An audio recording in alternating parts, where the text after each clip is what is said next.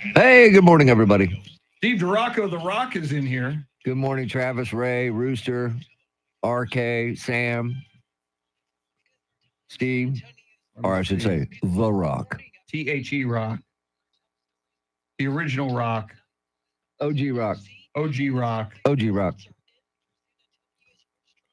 But don't call him Fraggle Rock. The results are in. They want to keep the horse-drawn carriages. Oh, wow. Yeah, lots of tourists and Thank some you. locals. Tradition, baby. Ray, Rooster, Travis, RK. Mr. T is in here. Steve DeRocco, the original Rock. Tommy.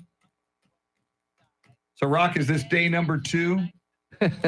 Day number 2 for me. I went a full day yesterday without consuming adult beverages.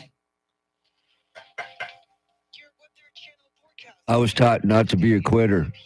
Exactly. Yeah, way to go, Bernie. You're right, Tommy. They rocked it. Steve DeRocco, day 2. Well, I'm on day 2, man. We're on the same day. Woo! Nice to see my people represented on the Ken's 5 morning show. Yeah. Oh, Rooster wants to see the shirt. This is from charity. Yacht Rock, baby. Maybe I should sit higher so that you can.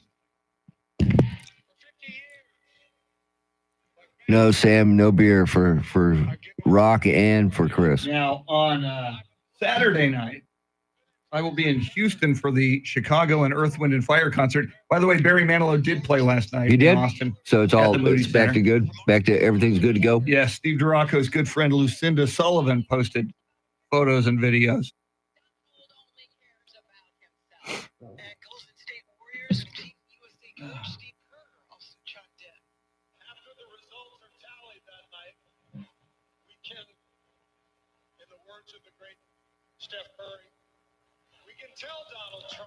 Night, night.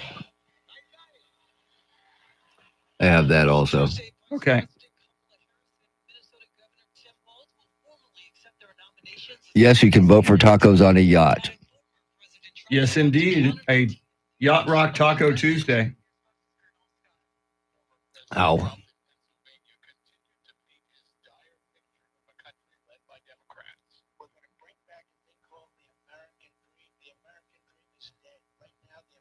Here's a birthday gift for you. Say what? DeRocco, Steve DeRocco. Cool, Rocket Man. I appreciate that. We need to cross paths at some point. I drive to Houston on Friday.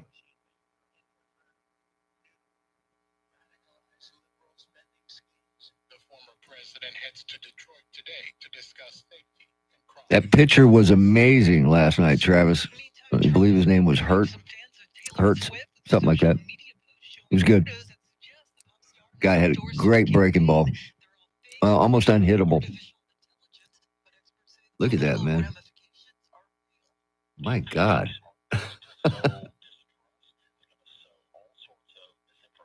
Hurst, thank you. Hurst.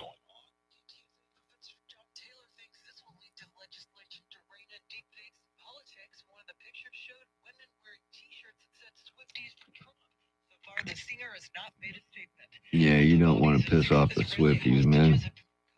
They will take you down. Well, and for him to post that, I know that's out of touch. He's asking for her wrath. And I'm telling you, man, there is no wrath like a Swiftie wrath. Exactly.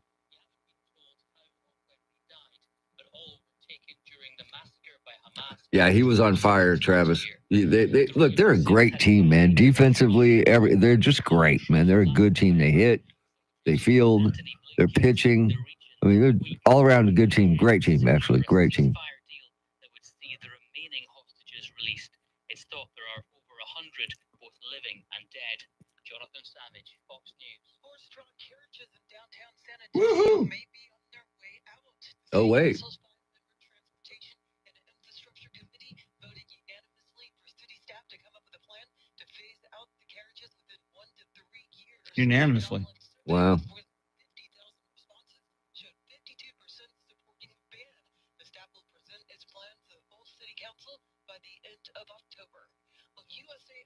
Travis, you are correct. Look, they're just a good baseball team. I'm digging watching them, man. And they're from right up the road. That's what I love the most.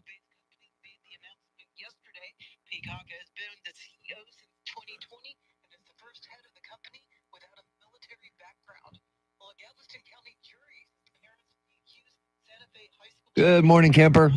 Kemper, welcome in. Chris has good news. Barry Manilow did play last night, so that means the 30th is on. Yes, the Austin show took place last night. And 20% to online ammo seller Lucky Gunner.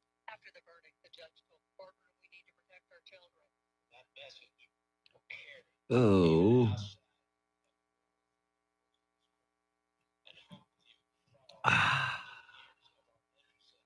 Relatives of students and 2 teachers killed in the 2018 shooting said Pecorza's parents knew their son was mentally ill but didn't do enough to prevent the shooting. The suspect's been found incompetent to stand trial. I'm Tammy Trujillo. Well, the boys from Bernie are 1 win away from playing the U.S. Championship of the Little League World Series. Yesterday, Bernie defeated. Good morning, Jacob C. Hernandez. Jacob C. Hernandez, welcome in. What is going on? At 2 p.m. at Williamsport, Pennsylvania. It is 5:06. News at the top and bottom of every hour along with breaking news as it happens. I'm Charity McCurdy. Traffic and weather coming up. This report is sponsored by Bank of America. Bank of America has powerful digital solutions for local and global businesses, so you can make every move matter.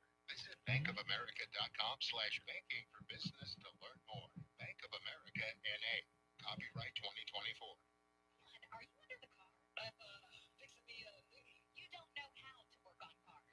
Yeah, this is the Cambridge Auto Center. I'm at the show. It's on WOAI every Saturday, so I'm kind of an expert now. You gotta freaking be kidding me.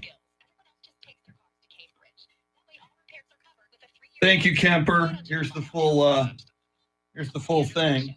Woo! Woo! Woohoo! Oh, go. Well, that would explain it. Coffee, it's the wonder drug that works wonders. Coffee, It's wonderful. it's wonderful. Coffee, because management frowns on crystal meth. They do.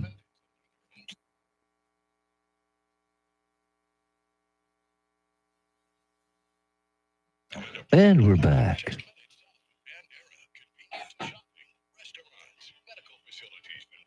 I should write him that Officer John is a See, fan of the show. He's a P1, man. No, he was the Florida pitcher was good, and they were holding on to him because they still got to play. You know, it's a double elimination, so they were holding on to him. But yeah, he had some stuff.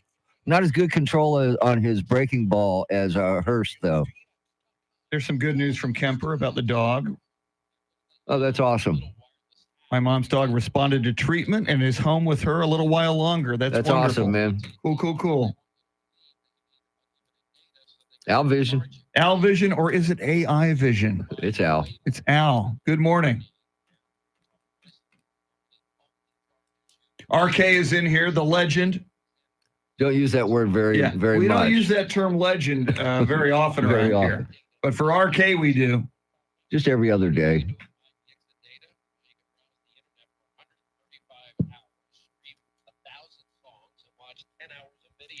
Stop overpaying for wireless. Get 5G coverage with Pure Talk. Just dial #250. Say the keyword "save now." Check in with one of Pure Talk's U.S. customer service team members. No contract to sign. No activation fee. Stand by, Chris. Thank you.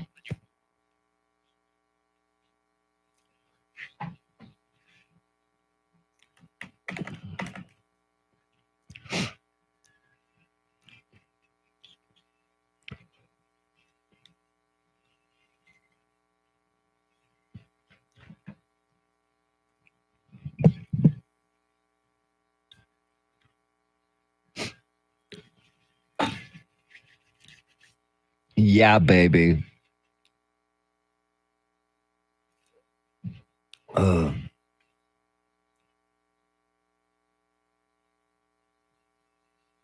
Welcome into this beautiful day, Yacht Rock Tuesday August 20th, 2024, under a still full moon. Night number 2 of the Democratic National Convention will be tonight in Chicago. We are 16 days until Taylor Swift's boyfriend opens up the NFL season against the Baltimore Ravens. 21 days away from the first Trump-Harris debate. 42 days until the vice presidential debate. 72 days until Halloween. And 77 days until the 2024 election, when America puts aside its differences and comes together as one. Charity McCurdy, how are you this morning? I'm doing great on a Yacht Rock Tuesday, and I love the gear. You are representing Crystal. I love it. Well, you provided the bulk of the gear I am wearing, and you can see it on the YouTube stream. In fact, Kemper already gave it a thumbs up. The Yacht Rock T-shirt, that one of 2 Yes. that Charity got me for my birthday. Now, will there be a costume change? Ooh. Well, Stick around and find I'm out. thinking about it, but I think on the YouTube stream, you don't want to see a middle-aged man take his shirt off. I think we'll lose viewership. You might have something Yeah, there, Chris. come for the chopped liver, leave for the nausea. Oh, gosh. All righty. So we'll talk about it. It's a big story, but what's up with the scheduling of the Democrats at the Democratic National Convention? Your farewell speech, essentially, from Joe Biden. You would think prime time is typically 9 o'clock at night Yeah. across the country. Yeah. He doesn't get on stage till 10:30 p.m. last night. That is at least like 4 hours past his bedtime. I mean, that's amazing that he did as well as he did, considering how late it was for the president. Well, he is on vacation now, so that does help. And they had to have lost a lot of audience. That's sure. just stupid. Sure. It's like television 101. You want him to do that speech between 9 and 10. Maybe they didn't want anybody to see it. That could be. I'm thinking they just had some people run extra long on their speeches. They're not running as tight a ship as they did for the RNC. So, Well, we're running a tight Interesting. ship right here on Yacht Rock Tuesday. In fact, it's so tight, we know right now it's time for traffic and weather together.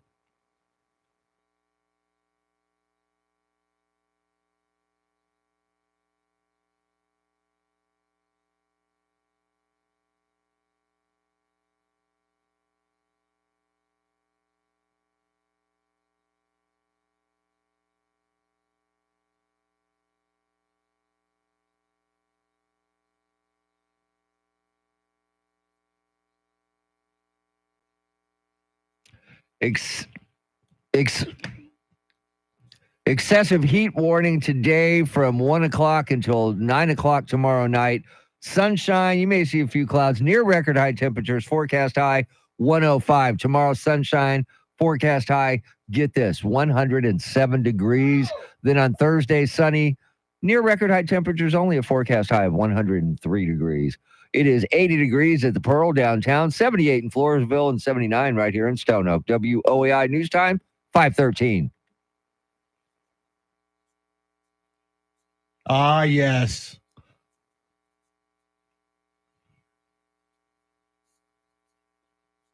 The golden voice of Michael McDonald on the Mount Rushmore of Yacht Rock. In fact, he might even be in the George Washington position on, I don't know, either that or Kenny Loggins.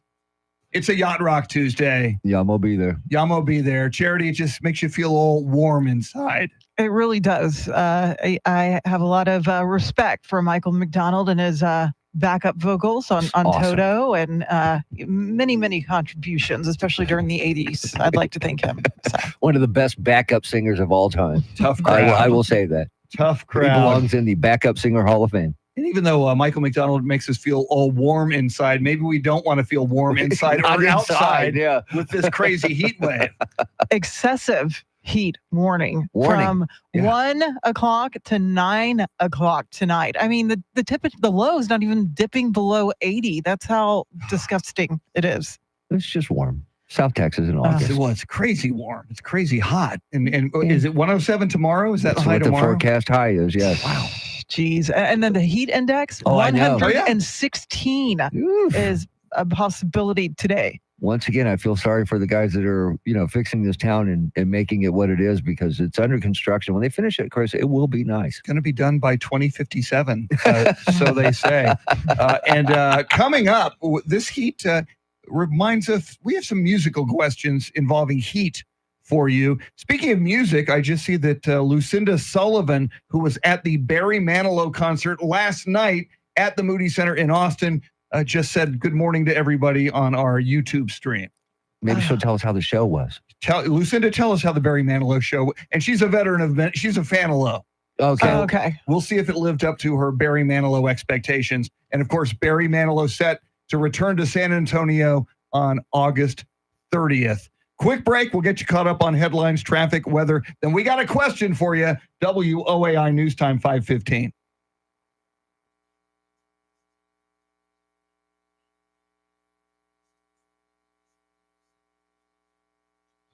And we're back. Lucinda, give us your Barry Manilow review.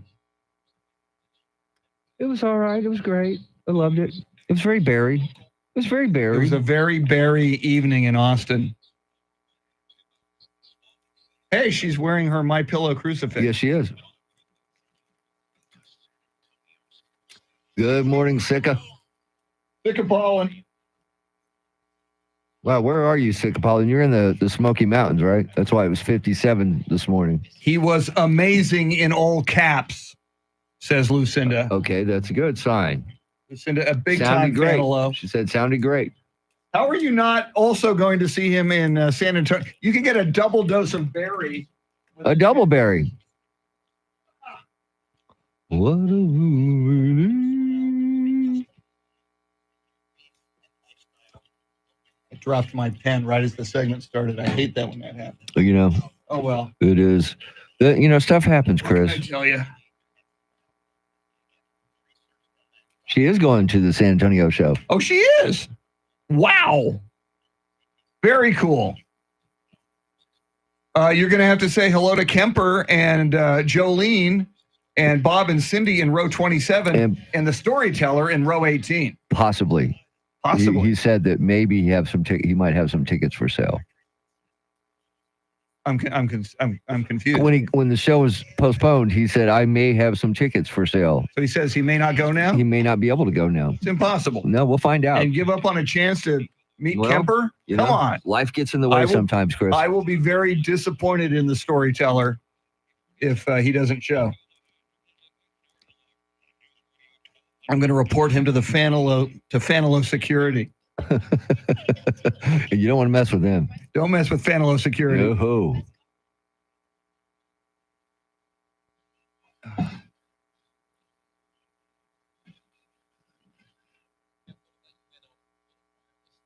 RK says how much? RK will buy storytellers tickets, and he'll hang out with Kemper. Yeah. And meet Lucinda. And Jolene. And Bob and Cindy. And Bob and Lucinda, you're going to have to give us at some point, not necessarily now, but if you have it, your seat location so that everybody can come meet you and vice versa. Some people on the chat would like to come and hang out. Woo! Spurs ticket prices surging on the resale sites. Gee, I wonder why. Yeah, I heard that like the percentage ticket increase was significant for the Spurs this year. Well, of course, man. You know, got that Victor Wembanyama guy. Good morning, Frankie. Frankie goes to Hollywood. Lavernia. Frankie goes to Lavernia. Close enough. Close enough. It's the South Texas Hollywood. What a fool.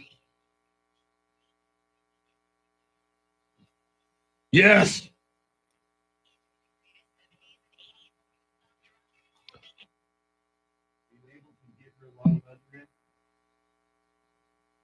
No, it's not in yet. Stand by, Chris. Okay. Wait, promo first. Promo because we're from going back to back on the free. Never sounded so good. 10 months ago.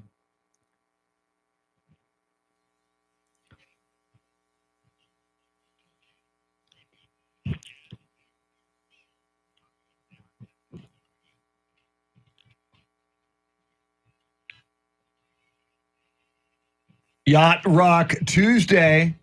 The ship is boarding. All aboard. Coming up, we got some questions for you, or at least one or more questions for you about this heat and how it might translate to music. But first, Charity McCurdy, what stories are you following?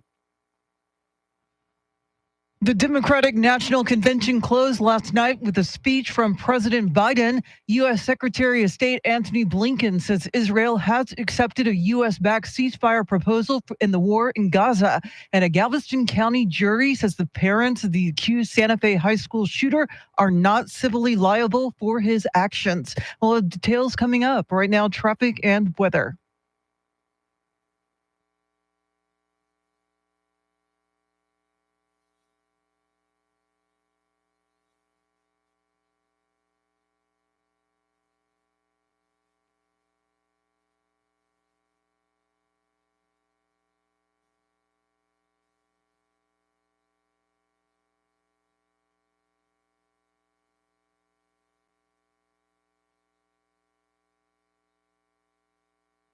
Excessive heat warning in effect until tomorrow at Wednesday night, I should say, at 9 o'clock. Just how high is it going to get? We welcome in News 4 San Antonio meteorologist Jeanette Kaya. Good morning, Jeanette.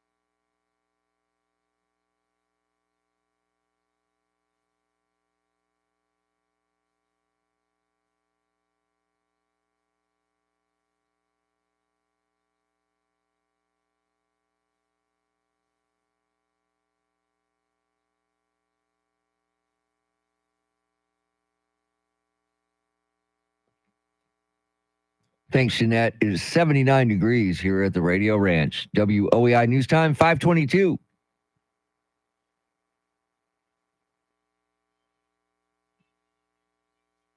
San Antonio's first news on a Yacht Rock Tuesday. Whether you're driving on Baker Street or wherever you're driving, thanks for joining us. Lots of people joining us on the YouTube stream. Go to 1200 WOAI. You not only see us live on video, which, of course, for Charity, you want to tune in for that. For Yes. Mr. T and for me, not so much. Not so much. Especially when I take my shirt off a little bit later in the show. Oof. Not going to do that. It's that excessive heat that's Not- going to cause you to start just feeling Not gonna layers of do it. clothing. Yeah. Not going to do it. Wouldn't be But I am prudent. wearing my Charity McCurdy gifted Yacht Rock T-shirt. That's worth the price of admission. It is. On a Yacht Rock Tuesday. It looks sharp on you, Chris. It I love does. it. Yeah. And It I does. got another one coming next week. Since I won't do the wardrobe change, because I mean Charlie Parker's coming in at 8:20, and yeah, You know who's that's upset just- about that? who? Barry Manilow. He Ba- likes to do the costume changes. You know what? Yes, he does. Yes, and I'm so glad he's no longer doing the COVID cabana. You don't want that. Thank goodness. Well, we're all about the music here on San Antonio's First News, and we were talking before the show. With all of this heat, one way to make it through the heat and this excessive heat wave is play some cool music, and maybe some music inspired by heat. I like it. Yeah. And there's so many. And it's always the 80s that come to mind for me. There's so many songs about the heat. Yes. I think of Glenn Fry, The Heat Is On. Ooh, the heat is nice. Fantastic. Yeah. Feeling hot, hot, hot. Yeah, That's- Buster Poindexter. Ah, Yes. yes. The Fiesta song that you hear Yes. every year. Now, it wasn't the 80s, but I believe it was 1 year before the 80s. I think it was 1979. Donna Summer, Hot Stuff. Ooh, that's a I good need one. some hot stuff, baby, this evening. I Yeah. miss Donna Summer. Yeah. Charlie Yeah. Parker's a huge fan, I hear. Yeah. Yeah, huge. Oh, Huge. we might have to play some See, for him a little And later. I go back, Sammy Hagar, one of his first solo albums, This Planet's on Fire. Nice. Yeah, that's a good one. Wow. Some Like It Hot, Ooh. the power station. Very Yeah. nice. Okay. Fire by the Ohio Players. And I Mhm. would be remiss if I didn't mention Hotter Than Hell by Kiss. Woo! And you have served in, are you I- still serving in the KISS Army? Yes, you don't retire. Well, You don't Thank- retire. It's thank you for your a service. lifelong commitment. Thank you for your service in the Kiss Army. So we want to build a soundtrack of songs inspired by heat or hot. Charity, how do people submit their submit their Submissions? this submit their submissions? Give us their input. I need the hot coffee to kick in, Charity. How do they get in touch with us? The free iHeartRadio app. You just search the radio station 1200 WOAI. Look for that red hot button. That's the talkback button. 30 seconds to give us your favorite heat song. And what we'll do is we'll take the best ones and we'll make a Friday playlist out of them. I like We'll have it. a listener involved Friday playlist. You are making the playlist Yeah. for our Friday playlist, all about the heat. Coming up, Charity has all the big stories you need to know about on this Tuesday morning. Then we will react to night number 1 of the Democratic National Convention at 5:40. WOAI News Time, 5:26. And we're back. Hang on one second, people.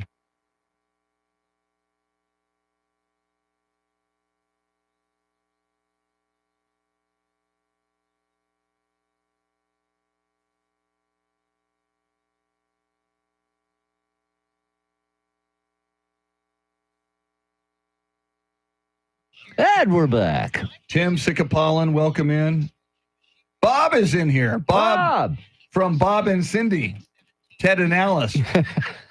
Jacob C. Hernandez. Brian Garcia, welcome in. The boss, I'm on fire. Great one. Hot blooded by foreigner. Damn good. Wow, very good. I'm So Hot for Her and She's So Cold by the Rolling I Stones. love that one. I believe off the Emotional Rescue album. Too Hot by Kool and the Gang. Nice.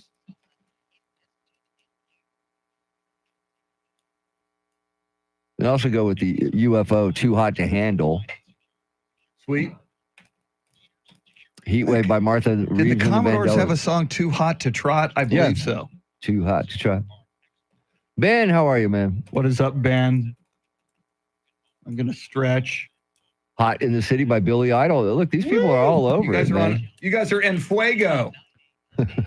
Hot for Need honey, Teacher. here's honey. Hot for Teacher from Echo 5 Hotel. Hot for Teacher. Thank you.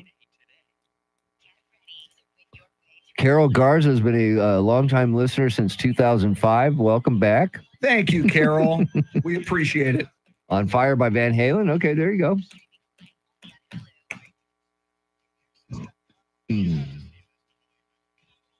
Disco Inferno. Oh, there's a good one. Woo! Burn, baby, burn. Disco Inferno. Burn that mother down.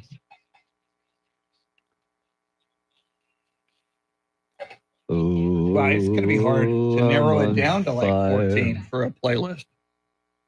Echo 5 Hotel, welcome in. My goodness, lots of people in here before 5:30 this morning. Yeah. The early worm does get the, I know. or the early Some bird does people get, or does the early worm get the bird? get I up can't remember early. how that goes.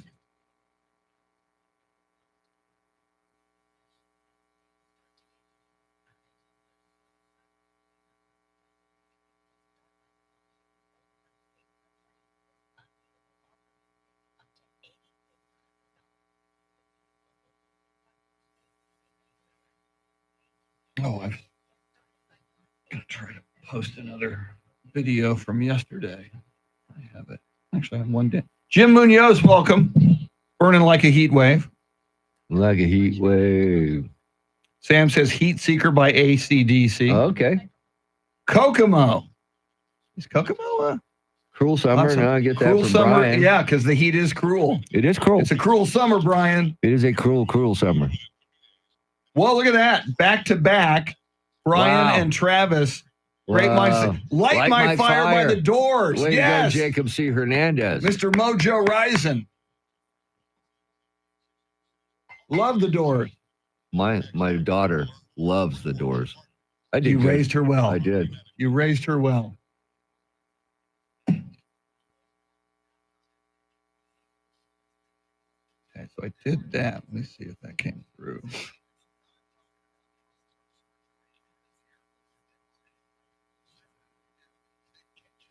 Somebody won Powerball, the $44 million jackpot, Oh, they did?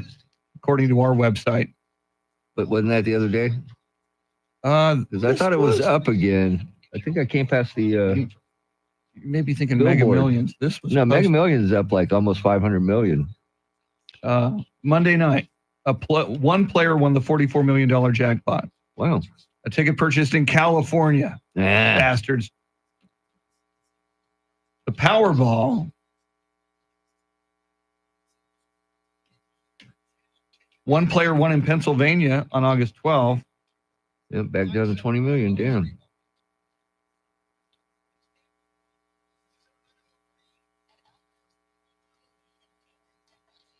Well, that's a bummer.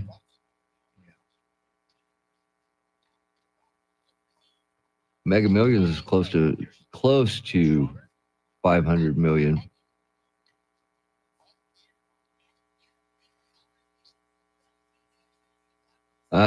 Rooster's going to sing a little bit this morning.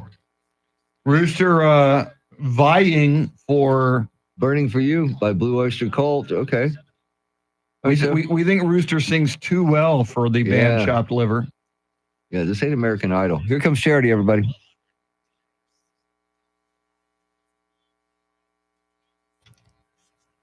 .5:30 is our time. San Antonio's first news. Good Tuesday morning. I'm Charity McCurdy. Among our top stories, President Biden delivered a late-night farewell speech at the DNC, and the UTSA Roadrunners unveil its new uniform. First, traffic and weather together every 10 minutes in mornings.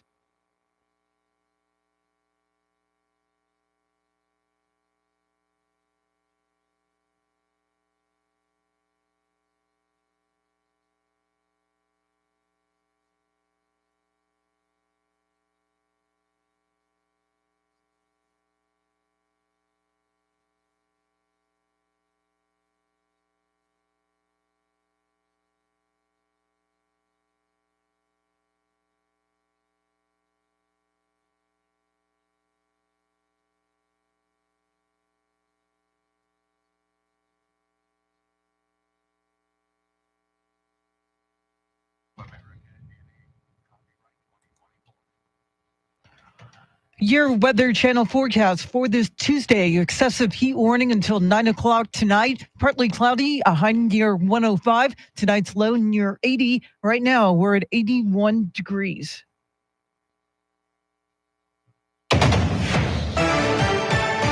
It's a wrap for the first day of the DNC. Fox's Jeff Manasso has a recap from Chicago. The theme of day one of the Democratic National Convention, For the People, with notable speakers here, Hillary Clinton, First Lady Jill Biden, and President Joe Biden, in what was essentially a major farewell speech. For 50 years, like many of you, I've given my heart and soul to our nation. Vice President Kamala Harris joining the president on stage and thanking him. The overall theme that Democrats will portray over the coming days is joy. While at the same time, tens of thousands of protesters here are marching just blocks away from the United Center over issues like the economy, the border, and the Israel-Hamas war.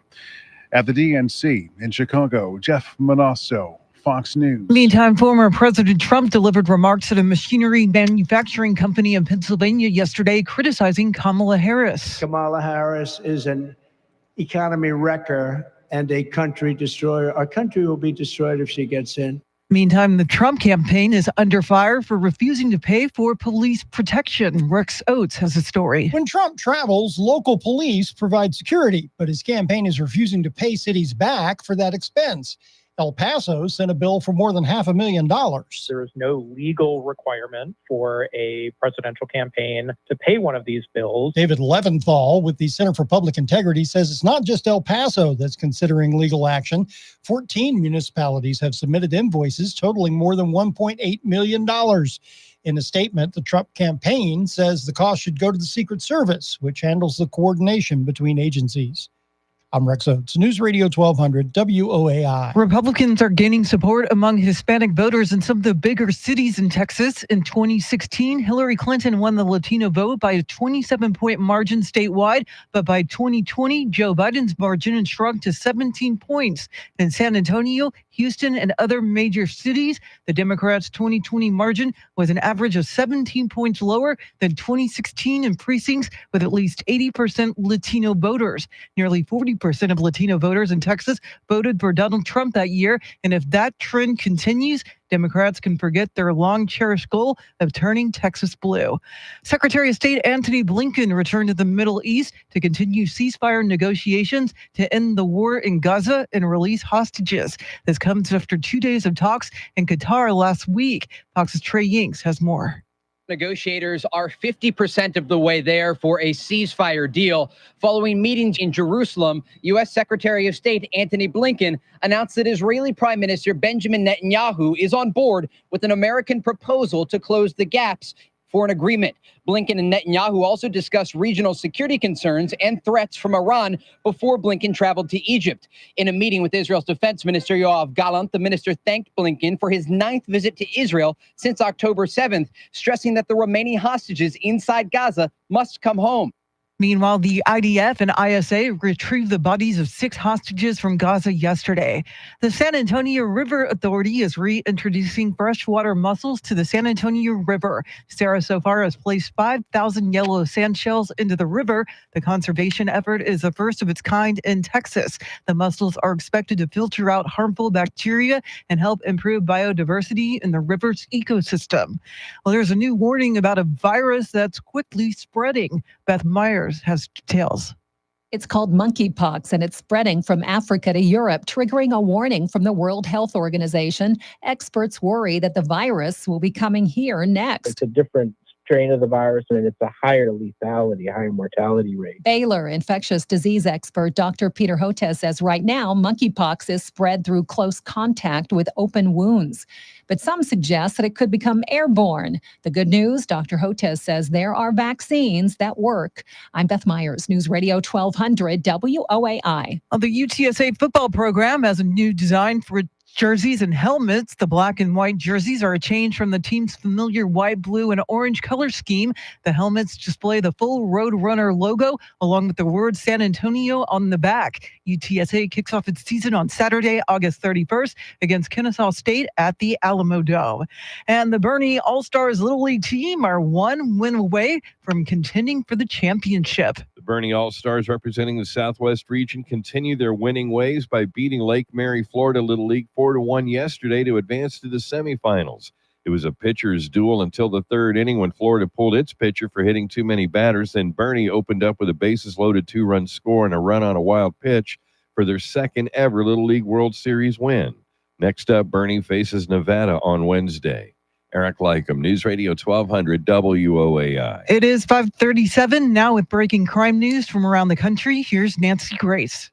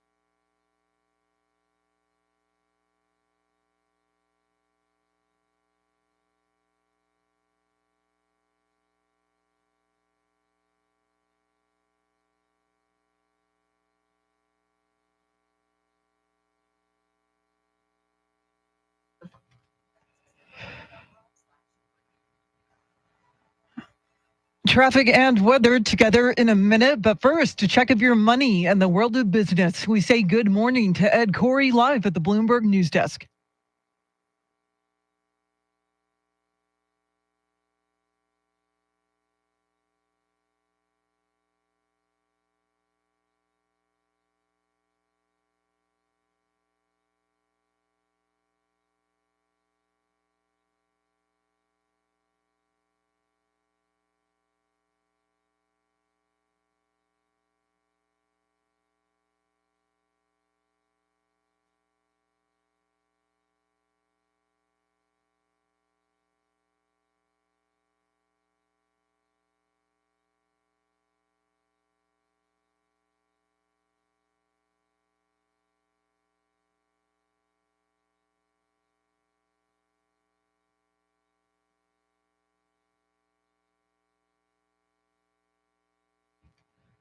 All right, thanks, Ed. News at the top and bottom of every hour, along with breaking news as it happens. I'm Charity McCurdy. Here's traffic and weather.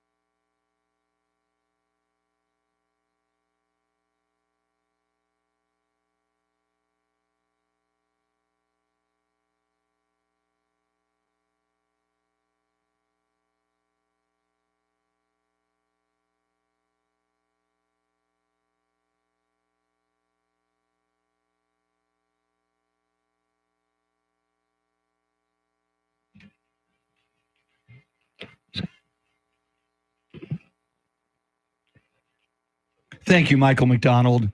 On a Michael McDonald Tuesday or what? on a Yacht My Rock. God. He's on the Mount Rushmore of Yacht Rock. It's Well, hard there's to no room for everybody else because that's all we're playing. Well, it's hard to play a Yacht Rock song and not have some Michael McDonald in there. San Antonio's first news coming up, flashback, and we are getting lots of reaction from you. We're creating a soundtrack for the heat, the hot weather. We'll let you know. We'll hear from you just after 5:50. But last night, your keynote speaker at the Democratic National Convention was the Prez. It's been the honor of my lifetime to serve as your president. I love the job, but I love my country more. Now, if you're awake right now at 5:42 in the morning and you stayed up for that speech, you are very bleary-eyed. Charity, I think this was a huge mistake by the Democrats, not having the discipline or the scheduling consciousness to realize he didn't take the stage, Biden, until 10:30 Chicago and San Antonio time. It was a 47-minute speech. Most Americans who work for a living had to go to sleep by then. Yeah, and considering it was sort of a farewell speech for the president, you know, you would expect it to be in prime time, maybe 8 o'clock, 9 o'clock, but not the case. Apparently, they had to bump some speakers because they were running so much behind schedule.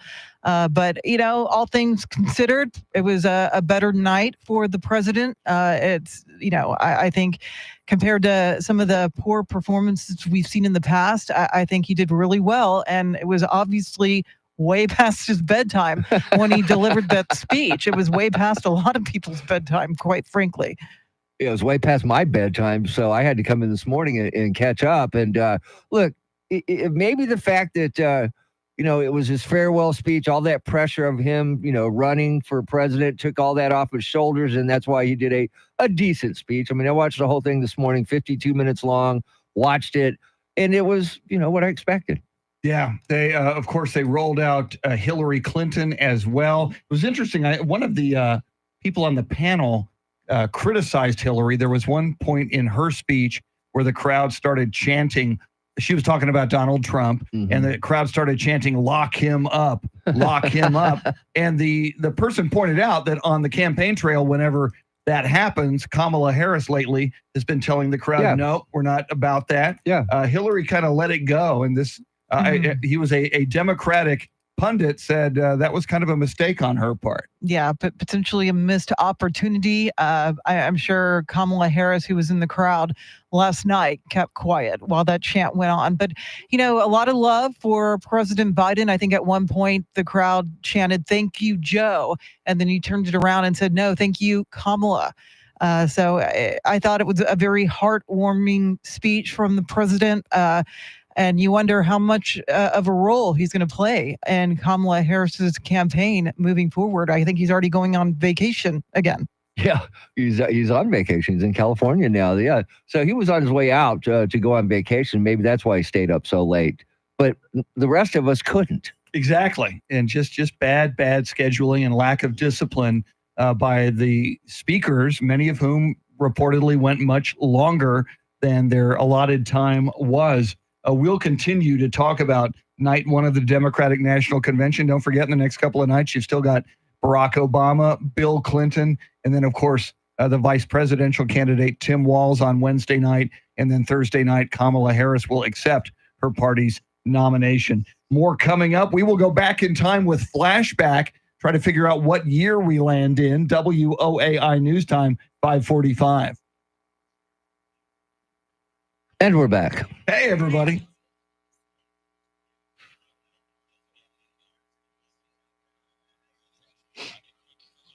Carol says she can't hear Charity. Interesting. She's on. She was on. Okay.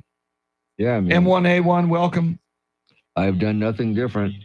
Maybe that was during her news. I don't. But they would have heard her during. No, the they news. would have heard her during the news. Oh, then Carol says later, I can hear everyone now. Okay. Day Walker, welcome in. M1A1.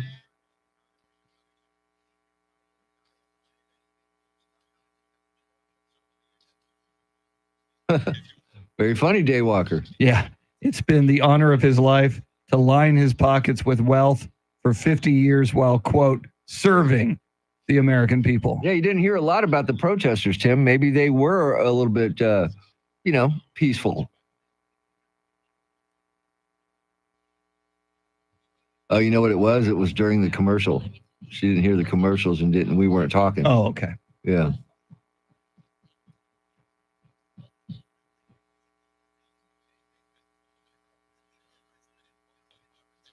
Boom, boom, boom, boom, boom, boom, boom, boom, boom, boom.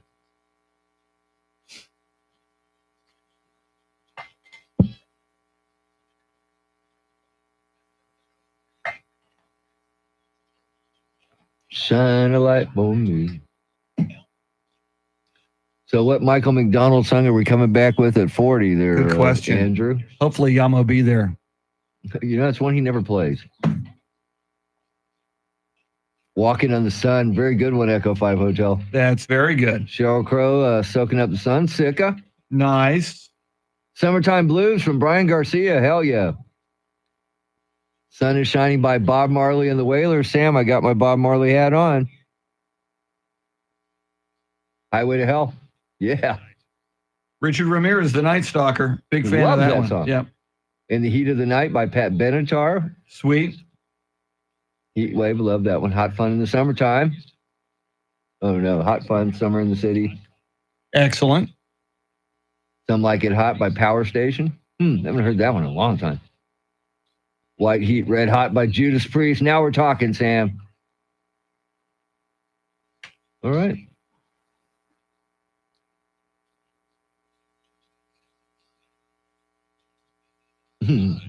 We were locked in a boiler room in the back. That's why we never heard them. Yeah, that's where we were. Tim, you are correct. I was watching the Little League World Series instead of the Democratic National Convention. Bernie is one win away from the championship game. In honor of the theme of today's talkbacks, they're on fire, Chris. They are en fuego. Yes. Woo!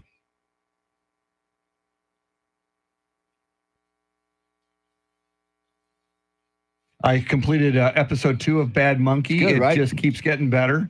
Yeah. Big fan. On Apple TV Plus, Bad Monkey with Vince Vaughn. Yeah, it's good. Real good. Lucinda Sullivan is down with Bernie. Yeah. Okay, now, Lucinda, you used to live in New Braunfels. Are you now in Bernie? I know you got the new home. I've seen photos on social media. Is that in Bernie?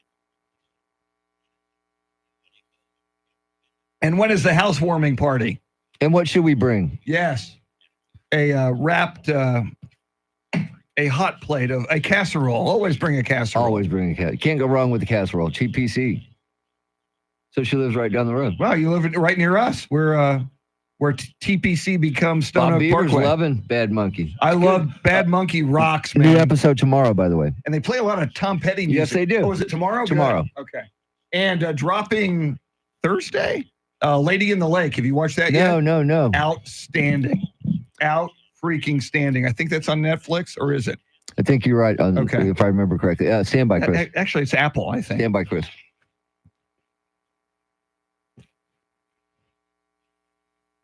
It is time to go back in time, but what year will we land in? See if you can figure it out. We'll try to figure it out. Let's play flashback.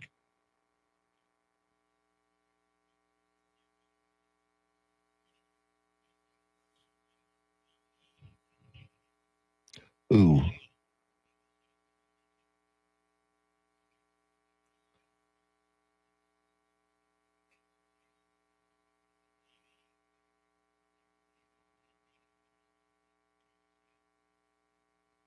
Woo!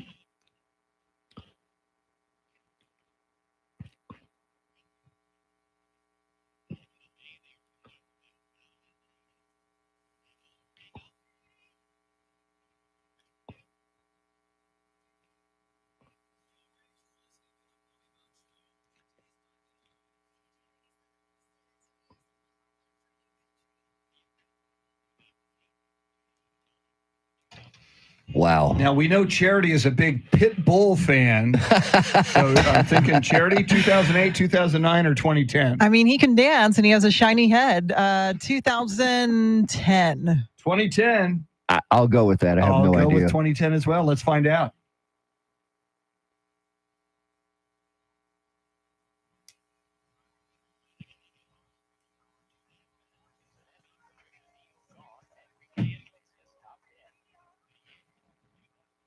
Wow. Whoa, look at that. She's unbelievable. She's on fire. She's en fuego. Charity, what else are you following? Well, day 2 of the Democratic National Convention gets underway in Chicago today after President Biden passed the torch to VP Kamala Harris last night. Survey results show San Antonians want a horse-drawn carriage ban, and the boys from Bernie are one win away from playing in the U.S. Championship of the Little League World Series. We'll have details right now, traffic and weather.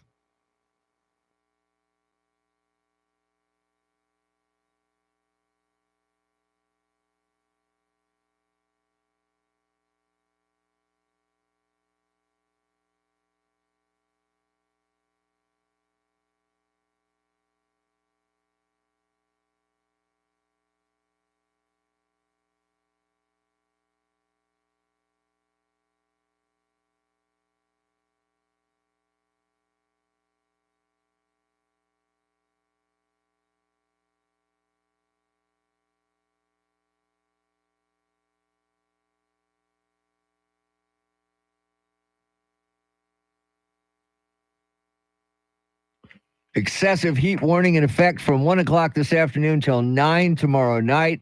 Today, forecast high 105. Tomorrow, 107. Thursday, 103. It is 78 degrees in Von Ormy, 80 at Randolph Air Force Base, and 79 right here in Stone Oak. WOEI News Time, 5:53.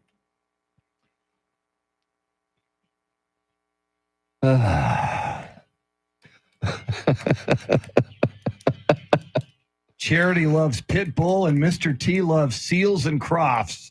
I don't Summer mind Seals and Breeze. Crofts. This song I'm not a big fan of. We could use a summer breeze today and tomorrow. Summer breeze feels like the heater's on. Yes, it is a Yacht Rock Tuesday. And speaking of music, we are building our soundtrack for Friday.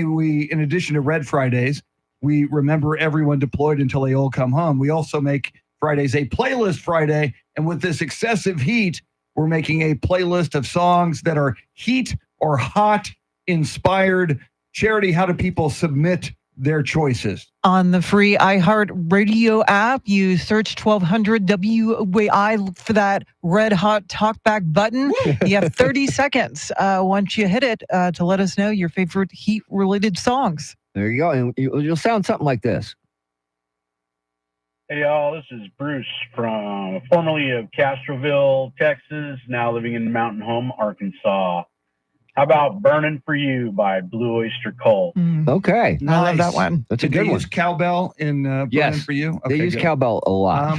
Yes. I'm burning for you. Ding, ding, ding, ding. Put And it on the list. Yes. Yep, it's on the list. Nice, how about Bruce. How about hearing from Rooster? Hey, good morning, crew. It's Rooster. Here's one for the playlist of chopped liver. Here we go.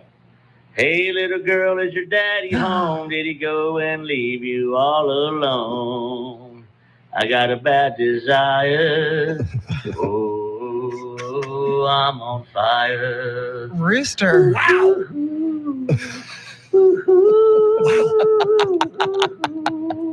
Y'all have a good one. One of my all-time favorites. Nice. Ah. See, Rooster wants to be in our band, Yeah. Chopped Liver Charity, but he doesn't realize He's too good. he's too He good. really He's is. too good. To be in Chopped Liver, you've got to be Chopped Liver. and that's- Exactly. You sound too good. Yeah, it sounds it would make us sound good. You And got to be able to that's not empty us. a room Yes. at a karaoke bar. to be in Chopped Liver. Impressive. Wow. Yes. All right, let's check in with South Texas Willie. South Texas Willie here. It's like South Texas, Beverly Hills Cop. The heat is on. And it is going to be one warm burner today. South Texas out. Great minds think alike, Charity. You had The Heat Is On by Glenn Fry as well. Great 80s song. And yeah, I think it encapsulates the excessive heat warning. That's taking place until 9 o'clock tomorrow. Yeah. Dang. And tomorrow's high 107, they're That's what saying. it's forecast, but you know What it's gonna be the hotter than that, heck? Charity. It's gonna be hotter than So that. today and tomorrow will be the hottest days of the year. Ever. Yes. I'm just kidding. So today's going to be the hottest day of the year, and then tomorrow we'll say, hold my beer. Yeah, Tomorrow's going to be it'll even the hotter. hottest day. All right, we got time for one more. Hey, good morning, San Antonio. Hey, a Heat song that comes to mind is Hank Williams Jr., Country State of Mind. The opening verse, that hot old summer sun make you beg for your next breath. All right, y'all have a good day. Well played. I like Very that. well played. Yes. Very well played. Very, very cool. We got lots more to talk about. In fact, we'll take a closer look at this excessive heat. It's dangerous heat. If you're going to be out in this today, or if anybody you know is going to be out in this heat, make sure they are vigilant and hydrated throughout the day. Charity with everything you need to know at the top of the hour. WOAI News Time, 5:57. And we're back. Woo! Stick with rundown. That makes sense. That's a huge story. What's that? The heat. Oh, yeah. You stay with that? Yeah. Okay. As a matter of fact- Kemper gives Rooster the thumbs up on the singing. Yeah, but he's too good. Yeah, man. you can't be in having chopped that, liver, man. Rooster. The hell, Now, dude? chopped liver could open for you. There you go. Now You we're could be the talking. headliner. Heat index values up to 116 degrees, Chris. That's insane. That's crazy. Yeah. My wife, Beth, she has to park far away from the courthouse. Yeah. So she had that long walk in Oh, the my afternoon God. in high heels. Oh, my God. Got there and sweating. She goes down there. She apparently could tell she did not hydrate enough. So she was just feeling getting that dizziness hot and yeah, dehydrated, and getting close to heat. it can get you. Yep. Yeah. Heat-related illnesses are not fun, Chris.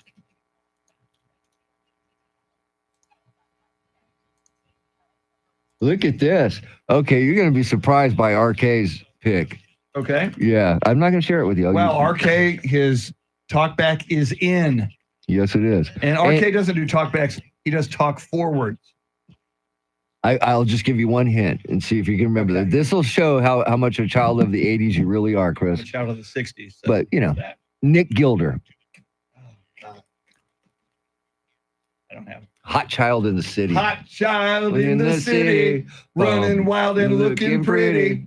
Wow, RK I know. is hip to hot child I in the know. city. RK, my God. Surprise. You're on fire. No, that's Bruce Springsteen, Chris. Well, you and the boss are on fire. Wow, Nick Gilder, hot Nick child in the Gilder. city.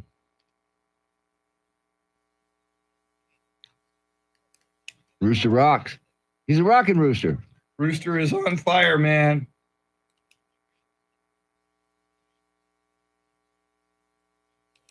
Oh, hey, Bob got his tickets. Got his Oh, good. dinner So things. he's set to go now. Yes. Key Largo from SWAT Cats. Is that hot though? I'm trying to think. We I'm had it going all, just like Bogey and to McCall. Yeah. Heat of the moment, Asia. Another good one, Nice. Rooster. Classic.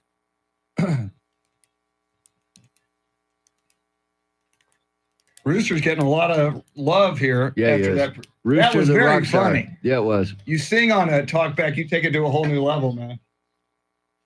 Oh, RK says he hadn't done one today, but that's what it says here. Really? Hang on, let me look. Yeah, there's an RK imposter out there. Ah, it's Ray Cruz. Okay. Never mind. Okay, that threw I us was off. going to say, Yeah, RK threw us off. doing Hot Child in the City sounded unusual.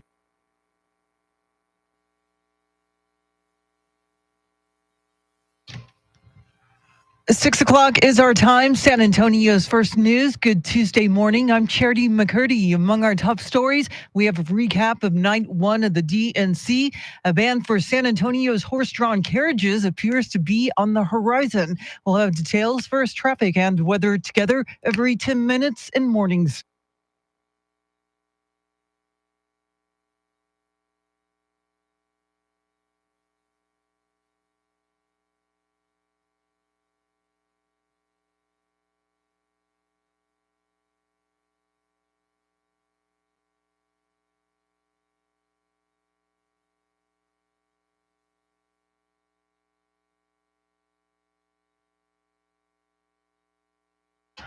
Your Weather Channel forecast for this Tuesday. Excessive heat warning until 9 o'clock tomorrow night. Partly cloudy, a high near 105. Tonight's low near 80. Right now, 81 degrees.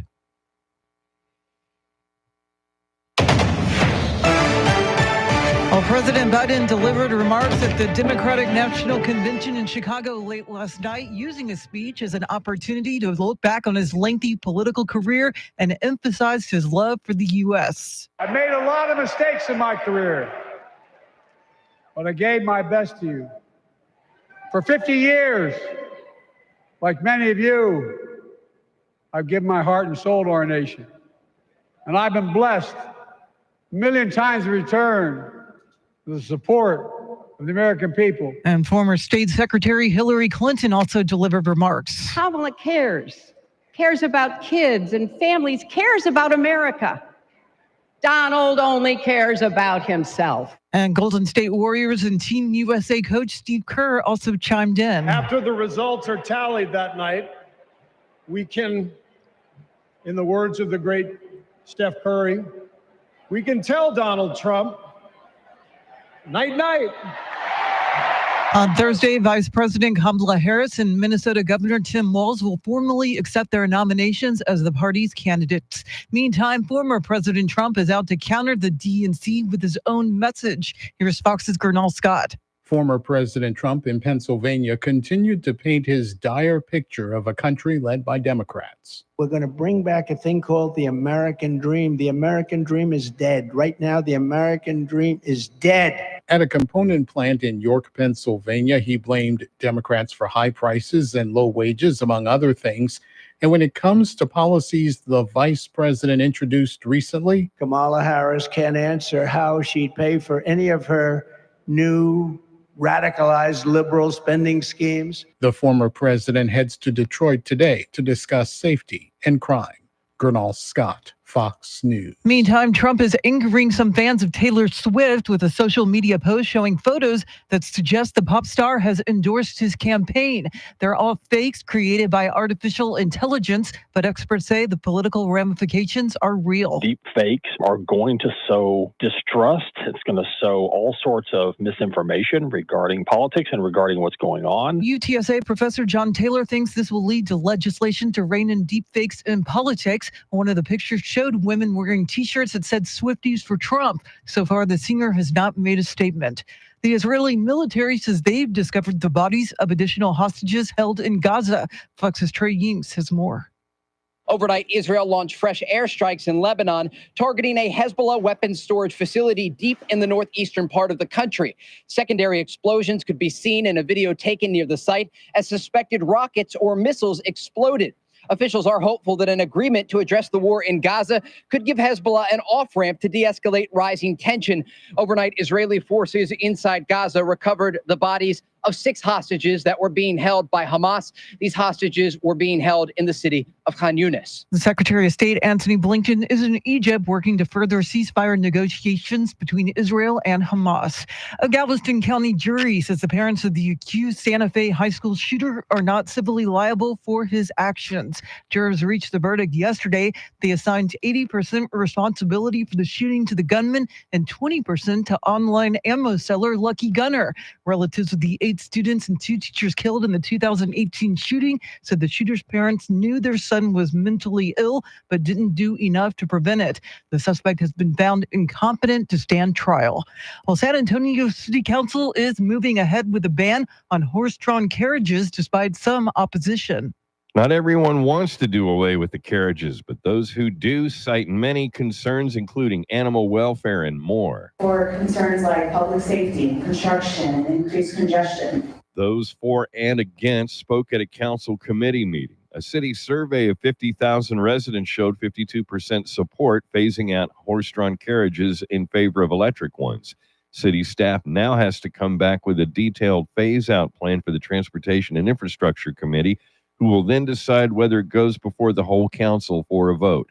Eric Lycum, News Radio 1200 WOAI. Well, the boys from Bernie are 1 win away from playing in the U.S. Championship of the Little League World Series. Yesterday, Bernie defeated the Florida team 4-1 in the U.S. quarterfinal to advance to the semifinals. Bernie next takes on Nevada, winner of the Mountain Region, tomorrow at 2 p.m. in Williamsport, Pennsylvania. It is 6:06, news at the top and bottom of every hour, along with breaking news as it happens. I'm Charity McCurdy. Traffic and weather coming up.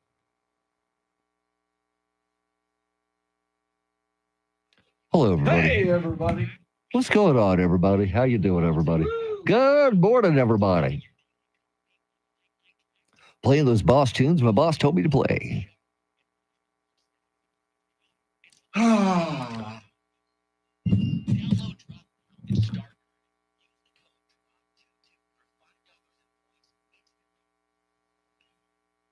Frankie's leaving us.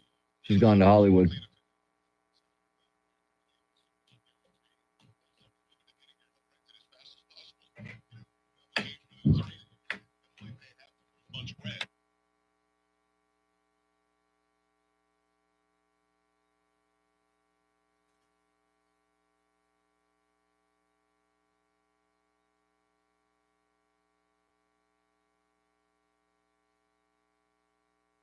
And we're back.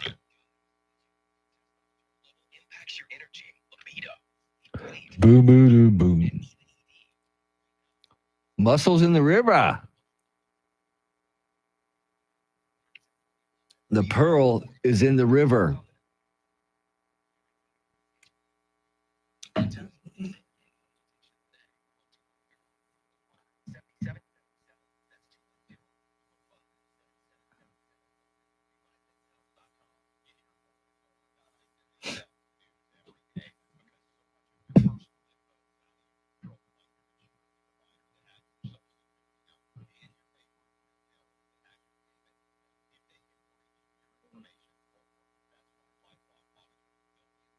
Adios, Kemper. Have a great one.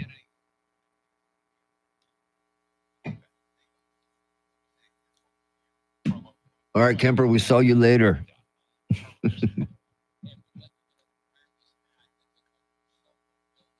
It's a hack with a hack.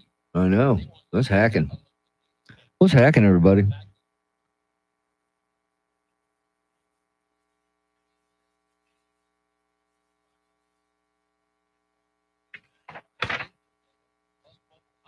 Did you see, first time since 2011, Burning Man did not sell out.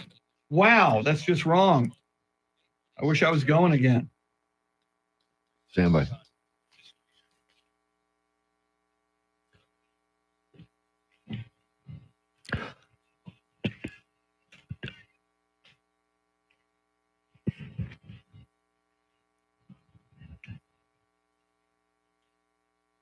San Antonio's first news on a Yacht Rock Tuesday. Big 6 o'clock hour is upon us. 6:40, White House correspondent John Decker, a recap of last night's events at the Democratic National Convention, including a farewell speech of sorts from President Joe Biden. 6:48, Charlie Parker with Those Were the Days.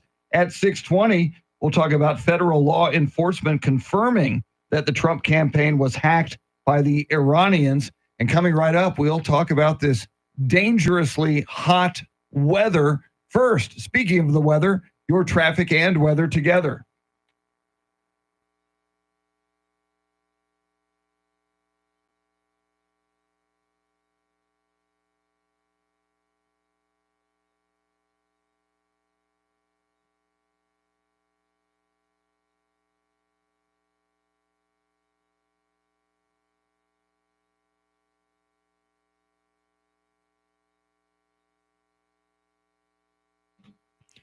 Excessive heat warning until 9 o'clock tomorrow night. Forecast high today, 105, but it's going to feel a lot hotter than that. Same thing for tomorrow, but highs 107 tomorrow, then down to 103 on Thursday.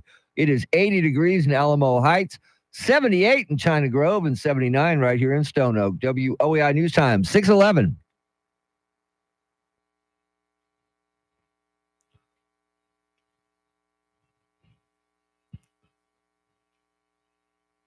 San Antonio's first news, an excessive heat warning, dangerously high temperatures today and tomorrow. Today, it is expected to, and this is not heat index, this is actual temperature. We can talk heat index, but 104 is expected today, 107 tomorrow. Charity, easily both of those will consecutively be the hottest days of the year in San Antonio. Yeah, I just hope it goes down from there because, talking heat index up to 116 possible today and then 107 for the forecasted high tomorrow. That sounds excessive. It does sound excessive. That's why they're warning everybody. It's excessively hot. Look, I like summertime. I am a summertime guy, but even I will say, this is too freaking hot. And I don't remember experiencing a heat index of 116. Has there been like a 120 that I'm forgetting about? 116 That's is insane. unbelievable. God. I mean, not even the pool can cool you down, Chris. I mean, it's going to be probably in the 90s, the water. I mean, so it's like taking a bath. Well, pretty much. What you do is you go to the convenience store, get 2 bags of ice, and you just put one under each arm and then get the water. and that'll melt in about 6 seconds. And so when you show up at the emergency room with frostbite under your arms, they're going to wonder, what the heck has this guy been doing? Trying to cool out. I always try to steer my kids when they want ice cream. Like, no, don't get the cone. It's going to be a mess. Yeah. Get it in a cup. But no, they insist. I don't want to be the, evil mother denying them their ice cream cone. But oh my goodness. As soon as they walk out the ice cream shop door, it's melting down their hand to their arm. It's just disgusting. Keep them in the ice cream store so it can drip on their floor. Yeah, sticky.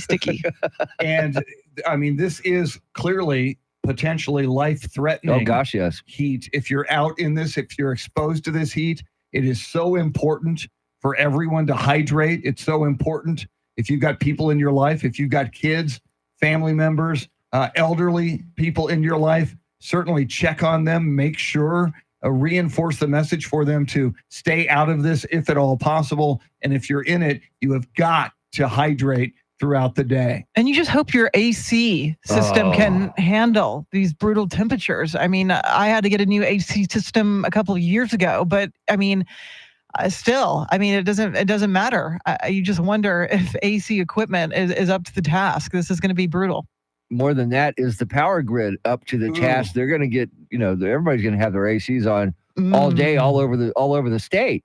Can they keep up with it? That's a great question. And Charity, you're tracking the news. We haven't heard of ERCOT or anything like that. Yeah, we haven't heard of a specific concern. But as Mr. T points out, everybody's going to be cranking that AC, and that just cause and effect. You just think about one thing leads to another, that could create a problem for us. I mean, that's why you probably want to avoid using those high energy appliances like ovens, your washing machine, things like that, peak times during the afternoon, late afternoon, especially when we reach the high. I'm just going to walk around the house with bags of ice under my arm. It's just to help cool off. You got to come up with a plan. It sounds like a good plan, or Chris. Maybe cold water in the bathtub and just pour the bags of ice into the bathtub and with then just kind of chill out. Yeah. Literally chill out. Yeah. Yeah. I like it. And if you got your laptop next to you, you can Netflix and chill in your bathtub. Kind of weird. Don't drop that. Don't drop that laptop in the bathtub, especially if it's plugged in. Not good. We want to avoid that. All right, lots more coming up. We'll get you caught up on headlines, traffic, and weather. Don't forget 6:40. White House correspondent John Decker on the DNC Democratic National Convention from last night. Charlie Parker with Those Were the Days at 6:48. And we'll talk about the Fed saying, yes, it was the Iranians who hacked into the Trump campaign. WOAI News Time, 6:15. And we're back. Woohoo! Oh, see, why are we right? Chris, you have a John Wayne today. Thank you for that. It's coming right now. Appreciate that. Hopefully. Well, EJ's not here, so they won't play Ewald. Look at that eagle claw from Farmington, Missouri. 57 degrees, right? Missouri, MO, right? That's Missouri, right? No. Yes, I think. Is it? Or is that Montana? MN would be Minnesota. What is the Montana 2-letter abbreviation? I don't know. MT? I'm not sure. I would guess MT. MO for Missouri, MN for Minnesota, MT for Montana is my guess. It's Missouri. Eagle Claw says that's Missouri. MT for Montana, I believe, right? Yeah. It's a good one, Tim. You were right. It's kind of like when you go to a bar and they have the trough in the men's room that's full of ice. Never order a drink on the rocks in that case. Yes. Montana MT. Cool.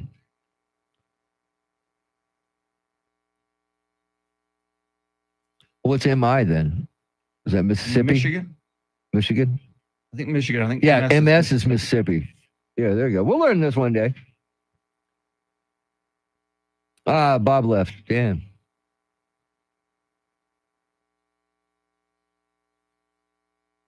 Look at her.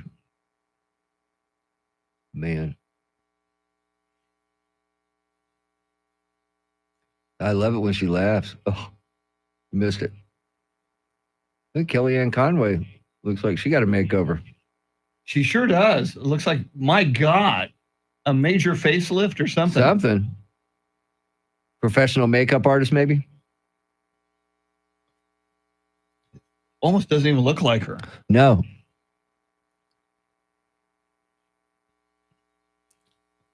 $25, Chris. 25. Yes, because we got to get to Mr. John Decker. The best in the business. That's right. I said it. I'll make up my own mind.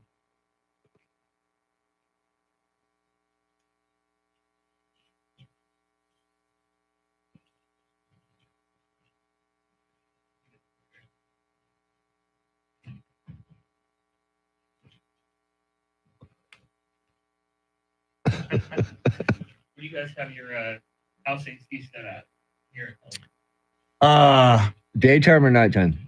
We'll do daytime and nighttime. Daytime about 75. Same nighttime 72. Yeah, nighttime 74 here. See, I like it cool. 75 across the board. I have a big box fan that I do at night. Dude, I have a ceiling fan that goes on at night too. I like it cool. Yeah, sleep experts say, make it cool, cover up, and it helps you sleep. Well, here's the good thing about it, man. My bedroom might be the coolest room in the house and the warmest in the winter. It's just amazing how it worked out like that. Stand by, Chris. Yep.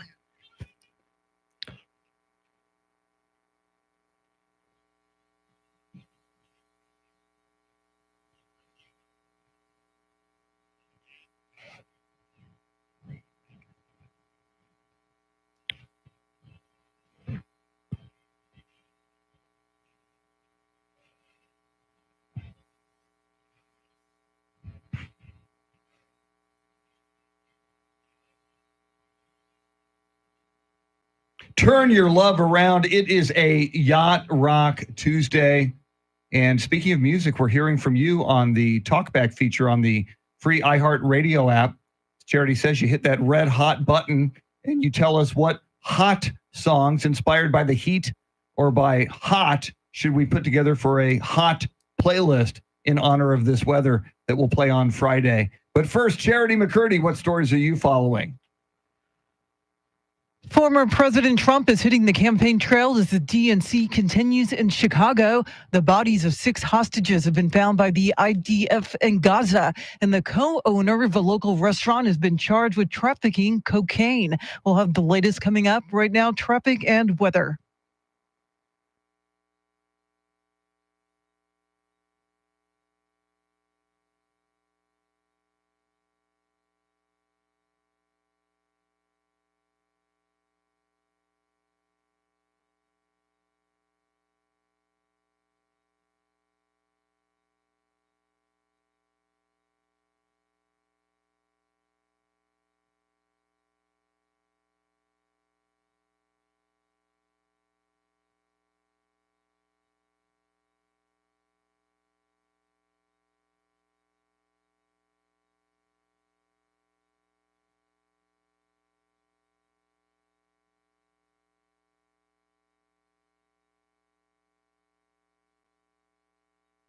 Excessive heat warning in effect until 9 o'clock tomorrow night. It actually gets underway at 1 o'clock this afternoon, but it's already feeling warm outside. Sun and a few passing clouds near record high temperatures. Forecast high 105 today, 107 tomorrow, 103 on Thursday. It is 80 degrees at the Pearl downtown, 80 at Fort Sam Houston, and 79 right here in Stone Oak. WOAI News Time, 621.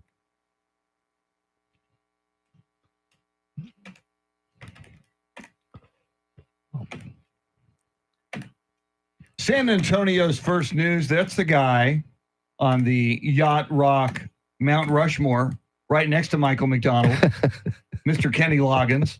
I saw him in Austin last summer. Wow. He's Did you see Walter there? Walter I did see Pasacreta? Walter there and took a photo with Walter Pasacreta. And Kenny Loggins, he said that was his farewell tour. I hope it's he still had it a year ago. I hope hope he reconsiders. Yacht Rock Tuesday, San Antonio's first news. Andrew Zimmel flying the Millennium Falcon solo. He's also manning our YouTube streaming broadcast.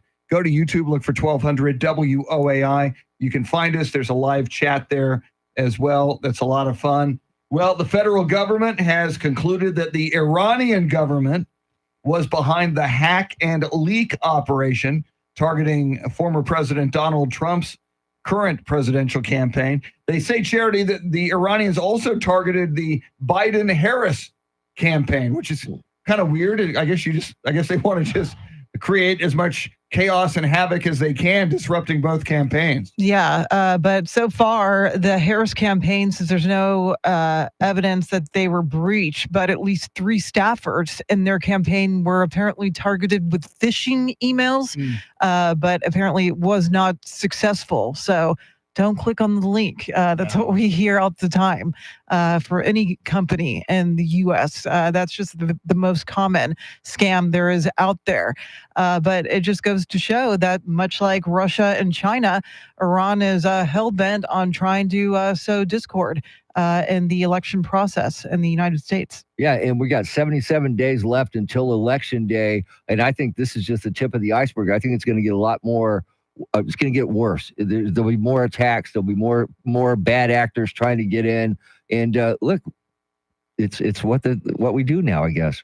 But and again, though, you think in terms of Iran, and the conventional wisdom is Iran would rather that former President Donald Trump not retake the White House. So I just wonder, why they target multiple campaigns. Smokescreen. Trying to make it look like they're everywhere when actually they're concentrating on one campaign over the other. And that's just Iran. We're not talking Russia right here. We're not talking China. There's a lot of and terrorist organizations. There's a lot of bad actors out there who would love to disrupt this election or make it flip the way they'd like to make it flip. Yeah, and we're not clear on how the U.S. officials know that Iran was indeed responsible, and we don't know exactly what information was stolen from the Trump campaign. So there's still a lot of questions. We will keep an eye on it. We got a big half hour coming at you.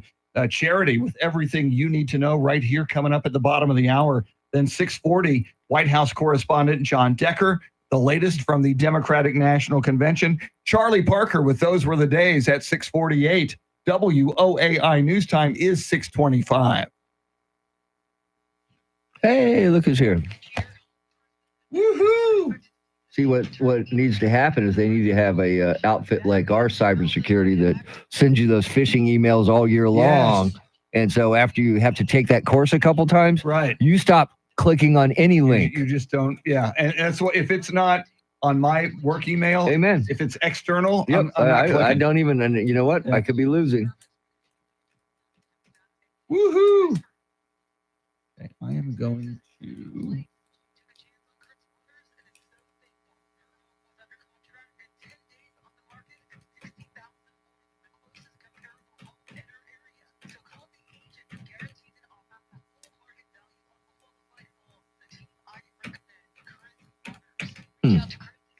Interesting.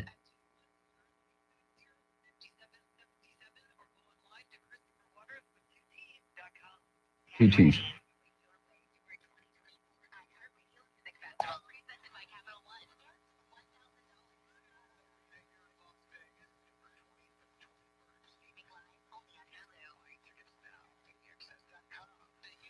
Our friend should be walking in here sometime soon. After he listens to Those Were the Days and gets pissed off because I edited the hell out of it. Sorry.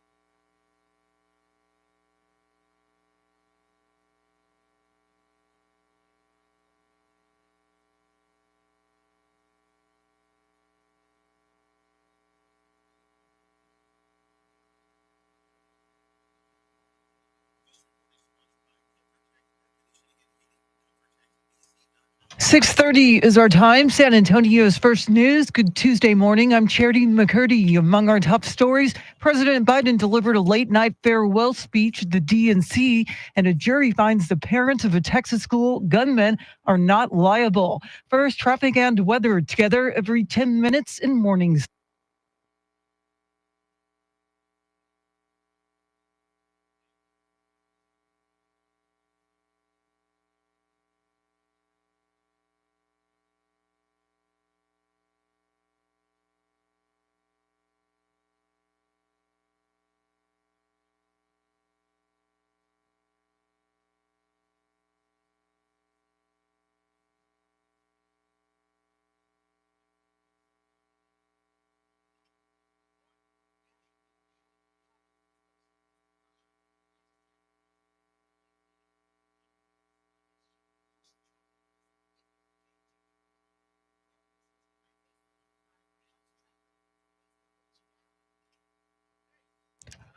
Your Weather Channel forecast for this Tuesday. Excessive heat warning until 9 o'clock tomorrow night. Partly cloudy, a high near 105. Tonight's low near 80. Right now, 81 degrees.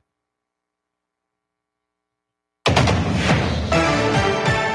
it's a wrap for the first day of the DNC. Fox's Jeff Manasso has a recap from Chicago. The theme of day one of the Democratic National Convention, For the People, with notable speakers here, Hillary Clinton, First Lady Jill Biden, and President Joe Biden, in what was essentially a major farewell speech. For 50 years, like many of you, I've given my heart and soul to our nation. Vice President Kamala Harris joining the president on stage and thanking him. The overall theme that Democrats will portray over the coming days is joy. While at the same time, tens of thousands of protesters here are marching just blocks away from the United Center over issues like the economy, the border, and the Israel-Hamas war. At the DNC in Chicago, Jeff Manasso, Fox News. Meantime, former President Trump delivered remarks at a machinery manufacturing company in Pennsylvania yesterday, criticizing VP Kamala Harris. Kamala Harris is an economy wrecker and a country destroyer. Our country will be destroyed if she gets in. Meantime, Trump is angering some fans of Taylor Swift with a social media post showing photos that suggest the pop star has endorsed his presidential campaign. They're all fakes created by artificial intelligence, but experts say the political ramifications are real. Deep fakes are going to sow distrust. It's going to sow all sorts of misinformation regarding politics and regarding what's going on. UTSA professor John Taylor thinks this will lead to legislation to rein in deepfakes in politics. One of the pictures showed women wearing T-shirts that read "Swifties for Trump." So far, the singer has not made a statement. And Democrats are working double overtime to turn Texas blue this November, but they need to do more to attract Latino voters. Hispanics in the larger cities in Texas seem to be flocking to the Republican side. Hillary Clinton captured the Latino vote by 27 points in 2016, but Joe Biden's margin in 2020 was 10 points lower. In cities with at least an 80% Hispanic or Latino population like San Antonio and Houston, Biden lost 17 points worth of ground to the GOP. 40% of Texas Hispanics, or those who don't identify as Latino, voted for Donald Trump that year. And if that trend continues, Democrats will fail to turn Texas blue yet again. Eric Lycum, News Radio 1200 WOAI. Secretary of State Antony Blinken returned to the Middle East to continue ceasefire negotiations to end the war in Gaza and release hostages. This comes after 2 days of talks in Qatar last week. Fox's Trey Yinks has details. Negotiators are 50% of the way there for a ceasefire deal. Following meetings in Jerusalem, U.S. Secretary of State Antony Blinken announced that Israeli Prime Minister Benjamin Netanyahu is on board with an American proposal to close the gaps for an agreement. Blinken and Netanyahu also discussed regional security concerns and threats from Iran before Blinken traveled to Egypt. In a meeting with Israel's Defense Minister Yoav Gallant, the minister thanked Blinken for his 9th visit to Israel since October 7th, stressing that the remaining hostages inside Gaza must come home. Meanwhile, the IDF retrieved bodies of 6 hostages from Gaza yesterday. USAA President and CEO Wayne Peacock plans to retire in the first half of next year after 36 years with the insurance giant. client. The San Antonio-based company made the announcement yesterday. Peacock has been the CEO since 2020 and is the first head of the company without a military background.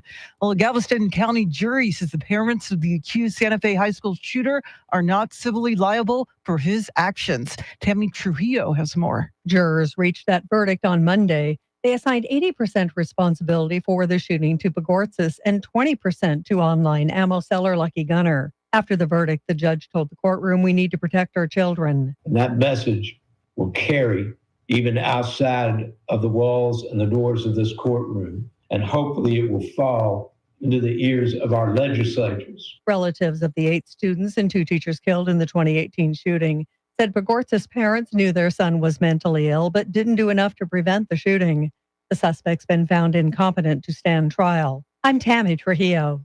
Well, the co-owner of the local restaurant is charged with drug trafficking. Jonathan Lumbreras, co-owner of Pollos Asados El Gordo, was reportedly caught arranging cocaine deliveries with an undercover FBI agent posing as a buyer. The sales were arranged in July, and agents intercepted Lumbreras' accomplice before he could deliver the drugs. Lumbreras is charged with conspiracy to possess with intent to distribute a controlled substance and possession with intent to distribute 500 grams or more of cocaine. Well, there's a new warning about a virus that's spreading quickly. Beth Myers has details. It's called monkeypox, and it's spreading from Africa to Europe, triggering a warning from the World Health Organization. Experts worry that the virus will be coming here next. It's a different strain of the virus, and it's a higher lethality, a higher mortality rate. Baylor infectious disease expert Dr. Peter Hotez says right now, monkeypox is spread through close contact with open wounds. But some suggest that it could become airborne. The good news, Dr. Hotez says there are vaccines that work. I'm Beth Myers, News Radio 1200 WOAI. Horse-drawn carriages in downtown San Antonio may be on their way out. The City Council's 5-member Transportation and Infrastructure Committee voted unanimously for city staff to come up with a plan to phase out the carriages within 1 to 3 years. An online survey with more than 50,000 responses showed 52% supporting a ban. The staff will present its plan to the full City Council by the end of October. It is 6:37. Traffic and weather together in a minute. But first, a check of your money and the world of business. Ed Corey is live at the Bloomberg News Desk.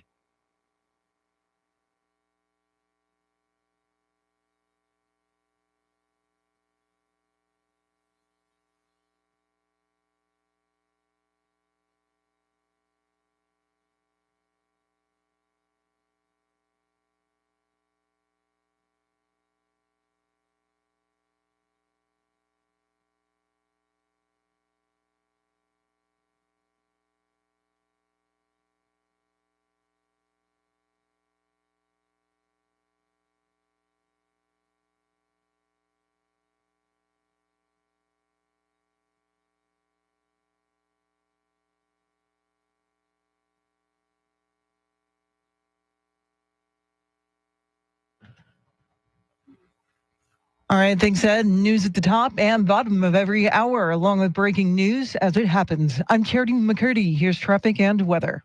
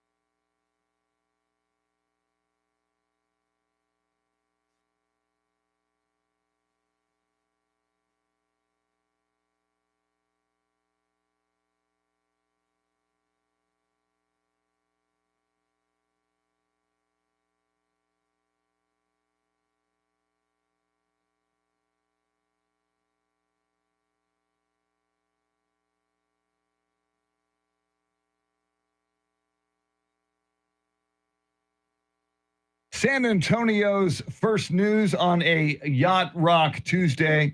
We are your Decision 2024 headquarters in a moment. White House correspondent John Decker. Coming up at 6:48, Charlie Parker with Those Were the Days. But last night, opening night of the Democratic National Convention. And of course, your keynote speaker was former President, check that, President Joe Biden. Let's talk about it with White House correspondent and attorney John Decker. John, what stood out to you last night? Well, first of all, the timing stood out to me. You know, if Democrats were hoping that the featured speaker, the keynote speaker, was going to go on between 10 and 11 p.m. Eastern time, they got their timing off because that did not happen last night. For some people, past their bedtime. You could maybe say maybe for President Biden past his bedtime. But no surprise in terms of what we heard from him last night in terms of substance. So look back in terms of what he accomplished during the 3.5+ years that he's been in office, during his term in office. A look back at his career in public service, being elected to the U.S. Senate at the age of 29 years old, and also advocating for Kamala Harris and Tim Walz as the Democratic ticket. And now that the torch has been passed to them, we heard a lot of that, and we heard some criticism, a lot of that criticism coming from President Biden directed towards former President Donald Trump. And John, when you consider the "We Love Joe" signs and the chants from an audience perspective, this seemed like it was more about giving the president the recognition they feel he deserved. Oh, absolutely. You know, I think it was 4 minutes before he had an opportunity to begin his speech because of the ovation that he received upon taking the stage last night, introduced by his daughter, Ashley Biden. And, you know, there's appreciation in two respects, Charity. The first respect is, of course, his long tenure in terms of public life. My gosh, 50 years in public service. And the other is, what he did, which is just really remarkable. He did not have to drop out of the race. He did not have to withdraw from the race. But I think, he realized that the chances in terms of Democrats holding onto the White House are much better and were much better with Kamala Harris at the top of the ticket rather than himself. And there was an appreciation for those in the United Center for what he did, an appreciation in the sense that he's given Democrats a fighting chance to actually win in November. All right, John, so will we get the timing thing worked out tonight? And what should we expect from the Obamas? Yeah, that's right. We're going to hear from both the former First Lady, Michelle Obama, and then the keynote speaker, that's former President Barack Obama. And they are great speakers. I've always admired both of them, but particularly Barack Obama, really so gifted in terms of his oratory skills. And we're going to hear from him make the argument as to why the country should support Kamala Harris and Tim Walz in November over Donald Trump and J.D. Vance. And I think he's the kind of person who can make that argument, certainly from the Democratic perspective. I would expect that Democrats will have learned from the mistakes of yesterday in terms of making certain that their speakers stick to the schedule and that former President Barack Obama actually gives his speech between 10 and 11 p.m. Eastern time. John, Barack Obama and Michelle Obama, so beloved in the Democratic Party. Beyond tonight, do you expect to see them quite extensively on the campaign trail? Well, what I do expect to see is what they did in the 2020 election cycle, which is targeted campaigning. So they campaigned in places where they really felt they could motivate voters. They campaigned in Philadelphia, Pennsylvania, of course, being a battleground state. They campaigned in Georgia. They campaigned in Wisconsin. And I do expect them to hit those states as well, and also to fundraise as well for Kamala Harris. We talked about it yesterday. $370 million in ads will be spent by the Harris campaign between Labor Day and November the 5th.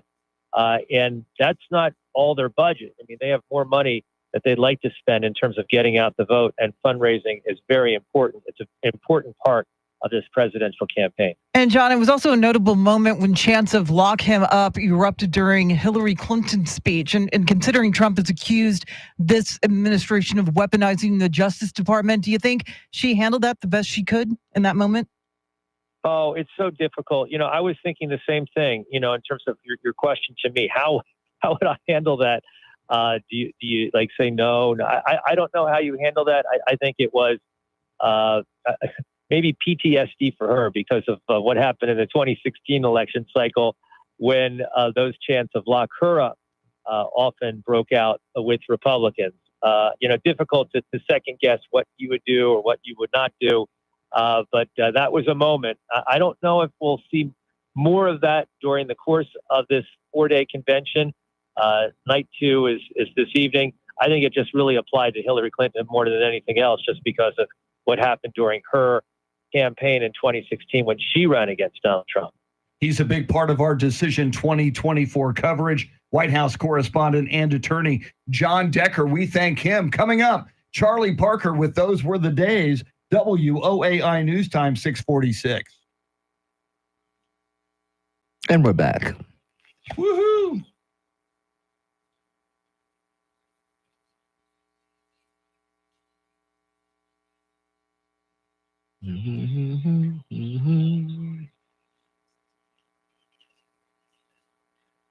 Tim, SWAT Cats, Travis, Tommy Miller, Eagle Claw, everybody else in here at the moment, welcome in. Hey, Grumpy Old Fart. Grumpy Old Fart's in here. Good morning, Grumpy Old Fart. I thought I saw him pull up in the parking lot. Well, no, that's other that one. Grumpy Oh, Old. okay. This is the one on YouTube. Grumpy Old Fart. Okay, I'm sorry. Thank you. Hey, Grumpy, what's happening? Fellow heat misery mongers, I love that. Yes.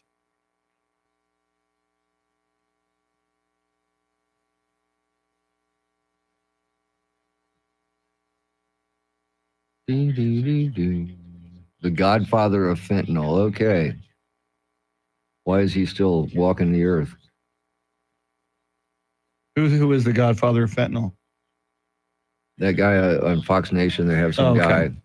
Looks like some hillbilly. Some guy that put the hill in Billy. Wow.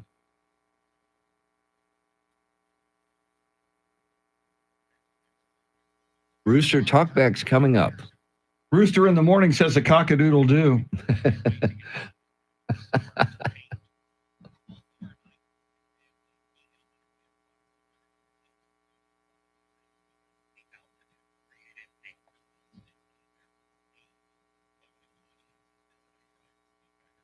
God, look at that, dude. Man. I bet she's got small feet. Living in the shade like that. Things don't grow in the shade, man. Yeah. All right, let me see what I can do here.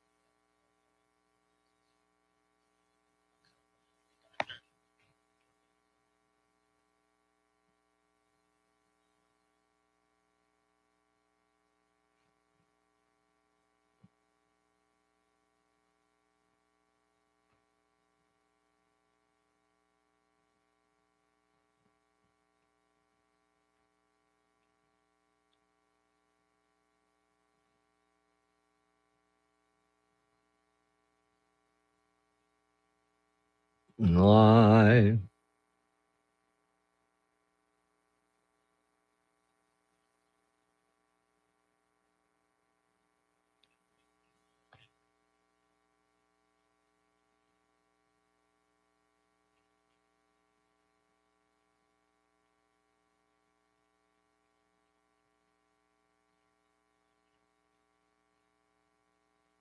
Are you going to the pigskin preview luncheon?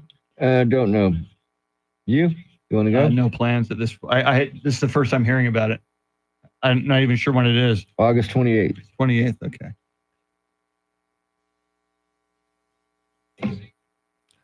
I've been before. Yeah, as have I. But it's so hard with this schedule, man. Yeah. Because, it's on a Thursday, which means I'll be here late.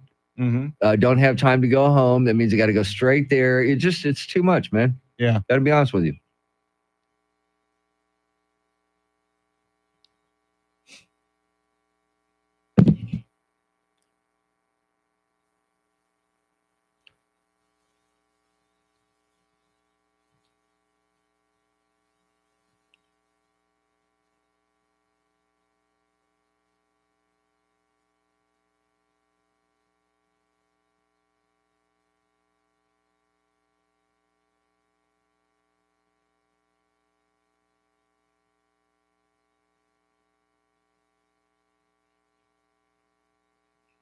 Thank you, Professor.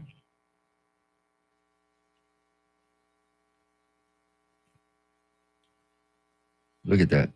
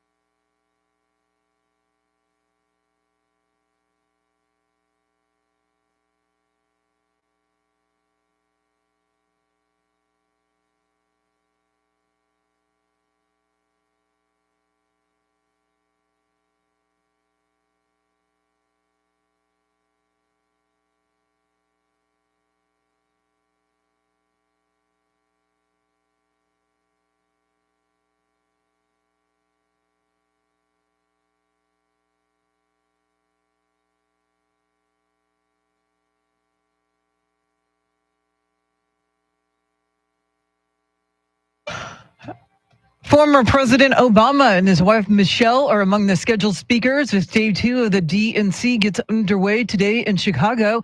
The parents of a Texas school shooter have been found not liable by a jury for their son's actions, and San Antonio is bracing for record-breaking heat. We'll have details coming up. Right now, traffic and weather.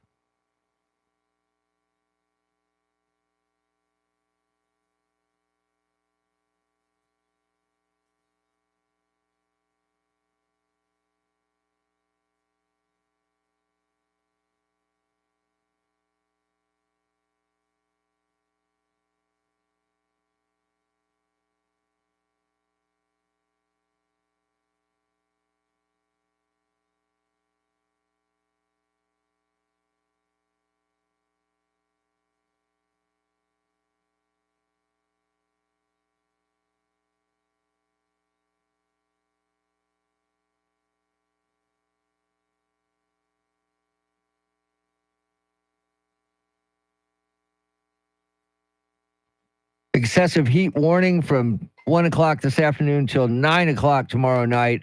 Hot today, forecast high 105. Tomorrow, forecast high 107. Then on Thursday, forecast high 103. 80 degrees in Leon Valley, 80 degrees in Alamo Heights, and 79 right here in Stone Oak. WOAI News Time, 6:54.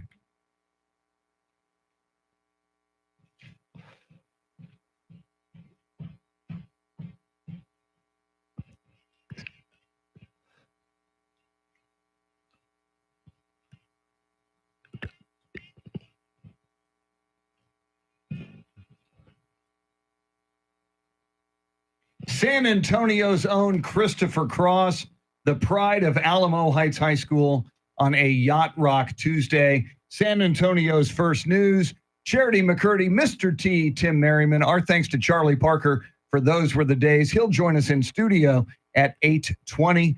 I'm Chris Duell. Andrew Zimmel flying the Millennium Falcon and manning our YouTube stream. Go to YouTube, look for 1200 WOAI, and you can find us. And speaking of music, we are building a playlist inspired by this heat, this excessive heat, an excessive heat warning. And we'll play this playlist on Friday's show. We're taking your submissions from the top talkback feature on the free iHeartRadio app. Mr. T, what do we have? Well, let's go to our favorite school teacher. Hey guys, this is your favorite school teacher checking in. You can't get hotter than this. The Dies Irae from Verdi's Requiem. It's about all the souls that are condemned to hell and they're crying out to God for mercy. I mean, you can't possibly get hotter than that. That's the top. Okay, so I went to the doctor the other day and he walked in and said, "Hey, Stephen, how are you?" I said, "I'm fine, doctor." He said, "Well, then get out of here then." Y'all have a good day. Maybe we have all been condemned to hell and we just don't know it. We just don't know That's it why yet. we're having Yeah. this heat. That's possible. Okay. It's possible. All right, Theory. here's another one. Okay, the party is right here. How about Hot Child in the City? Nick Gilder, Hot Child in the City. That's a good one. I Wow. like it. Wow. She was running wild and looking pretty, as I recall. She was. Yeah. She was. All right, here's another one. I'm Mr. Heat Miser. I'm Mr. Sun. I'm Mr. Heat Miser. 101. Bum, bum, bum, bum, bum, bum, bum. And That's good. That's Eric. That's our good friend Eric. Wow, that Yeah. Eric, the amazing photographer, he takes portraits of veterans. In fact, we're still putting it together, but we want to make him a part of our ApelkaCon. ApelkaCon. Mark your calendars, October 24th for ApelkaCon. Yeah. More details to be revealed soon. All right, here's one with about three, I guess, inputs. I had mentioned earlier on the online chat, Cruel Summer, Soak Up the Sun, Sheryl Crow, and there ain't no cure for the summertime blues. Eddie Cochran, and Going Crazy from the Heat. David Lee Roth. See, Rooster has started a trend. He really has. And we like it. Sing to us. Sing to us on the Talkback feature. Here is RK. Yeah, RK here. Today's talk ahead gonna be about the heat. Of course, I've been pouring concrete footers for the koi pond for the last 3-4 days, and I'll be stopping at 1 o'clock. Just so people won't think I'm less than intelligent. Everybody have a cool, hydrated day. Since I drink half a case, I'm good. Bye, y'all. Half a case of? Well, that's the Okay. question. Again, everybody leaves a talk back except RK leaves a talk ahead. Yes. He's ahead of everyone else. Very good. And this one I think you'll like, Charity. Good morning, San Antonio's First News. This is Tom. How about a little hot stuff by Donna Summer? We get a little hot and we get a little summer. Have a good day. Bye. That's good. Hot See? stuff. Yeah. Woo! All right, Danny from Pipe Creek. Here he is. Good morning, y'all. This is Danny in Pipe Creek. My submission is straight from the 80s. The band is Asia, and the song is Heat of the Moment. Y'all stay cool. Have a great morning. I like that one. That is a great 80s tune. Yeah, it is. Yeah. Yeah, it is. A lot I of the like best it. heat-related songs are coming from the 80s. I thought I should point that out. I wonder why that was. I wonder what was going on in the 80s with all the heat and the hotness. The heat Miami is- Vice was all the heat. Maybe that was Yeah. it. Yeah. Yeah. Yeah, that was what it was. Very, very cool. Well, Yeah. keep them coming. And we'll continue to, and we are compiling. We're going to play this playlist during Friday's show. Coming up at 7:10 in a segment we call Wait Till You Hear This. Well, the Democrats were holding their convention in Chicago last night. Former President Donald Trump was holding a rally in York, Pennsylvania. He had some not so flattering things to say about his opponent, Kamala Harris. We will listen to those comments coming up at 7:10 with Wait Till You Hear This. 7:20, Mike Opelka with the Pure Opelka podcast. He'll be joining us to talk about the morning's big headlines. But right now, we are reaching the top of the hour. Charity McCurdy with everything you need to know on this Yacht Rock Tuesday morning. WOAI News Time is 7 o'clock.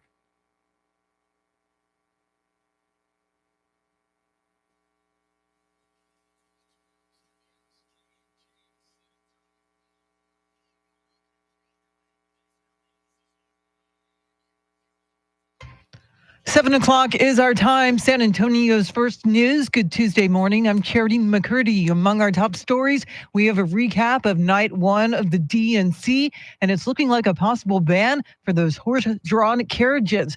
We'll have first traffic and weather together every 10 minutes in mornings.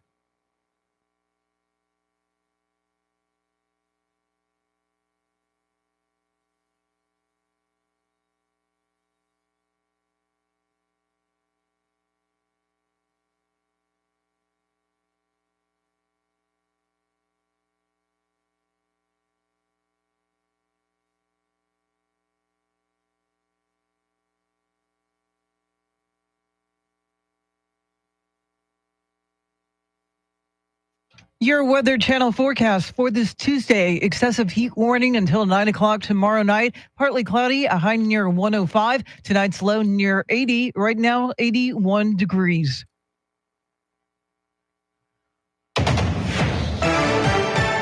President Biden delivered remarks at the DNC in Chicago late last night, using a speech as an opportunity to look back on his lengthy political career and emphasized his love for the U.S. I made a lot of mistakes in my career, but I gave my best to you. For 50 years, like many of you, I've given my heart and soul to our nation. And I've been blessed a million times in return for the support of the American people. And former State Secretary Hillary Clinton also took the stage. Kamala cares about kids and families, cares about America. Donald only cares about himself. And Golden State Warriors and Team USA coach Steve Kerr also chimed in. After the results are tallied that night, we can, in the words of the great Steph Curry, we can tell Donald Trump, night, night. Thank you. On Thursday, Vice President Kamala Harris and Minnesota Governor Tim Walz will formally accept their nominations as the party's candidates. Meantime, former President Trump is out to counter the DNC with his own message. Here's Fox's Gernal Scott.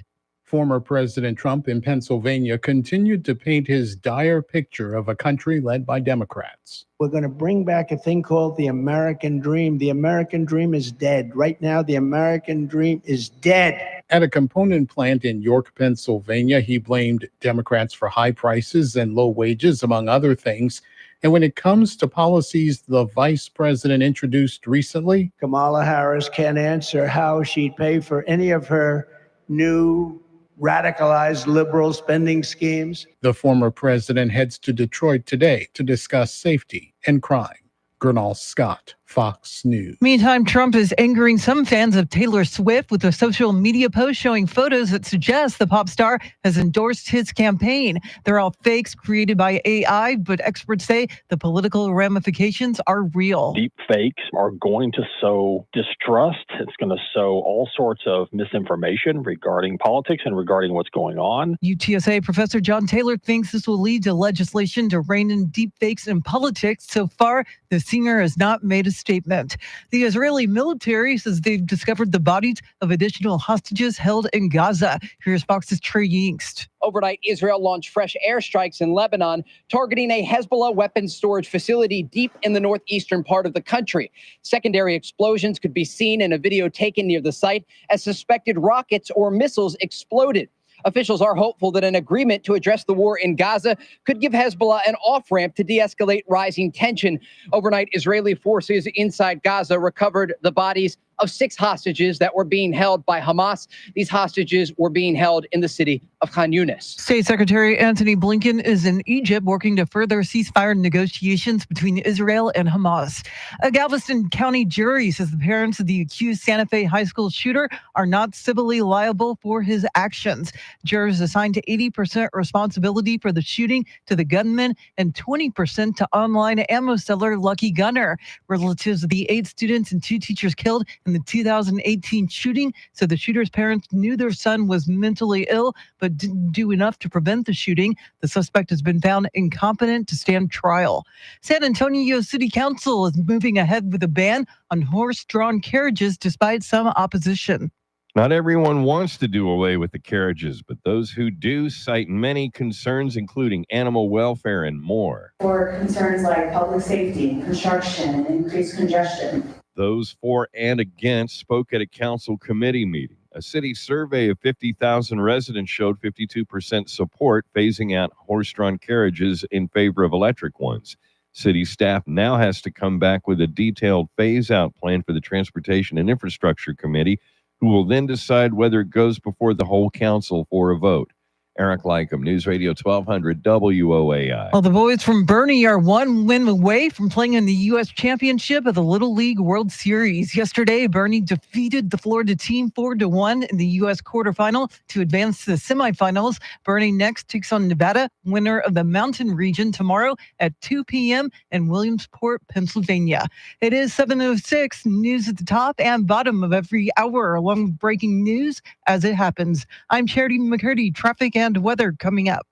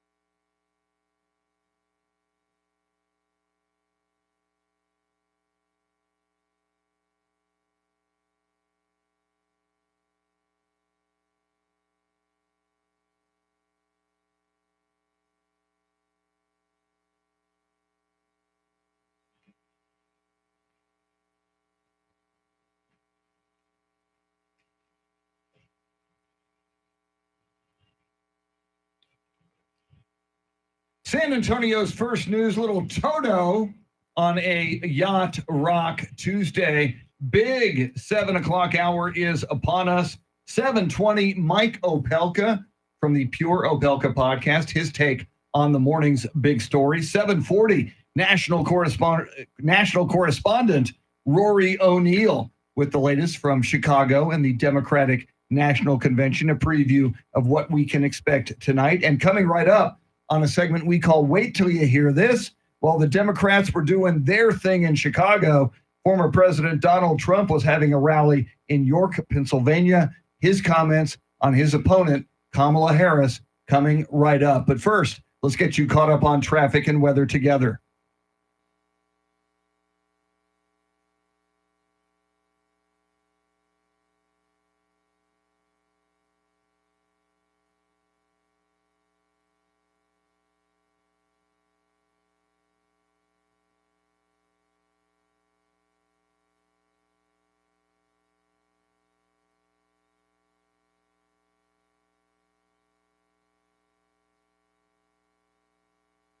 Excessive heat warning in effect from 1 o'clock this afternoon till 9 tomorrow night. Forecast high today, 105, 107 tomorrow, 103 on Thursday, 73 degrees in Kerrville, 81 at the Pearl downtown, and 79 right here in Stone Oak. WOAI News Time, 710.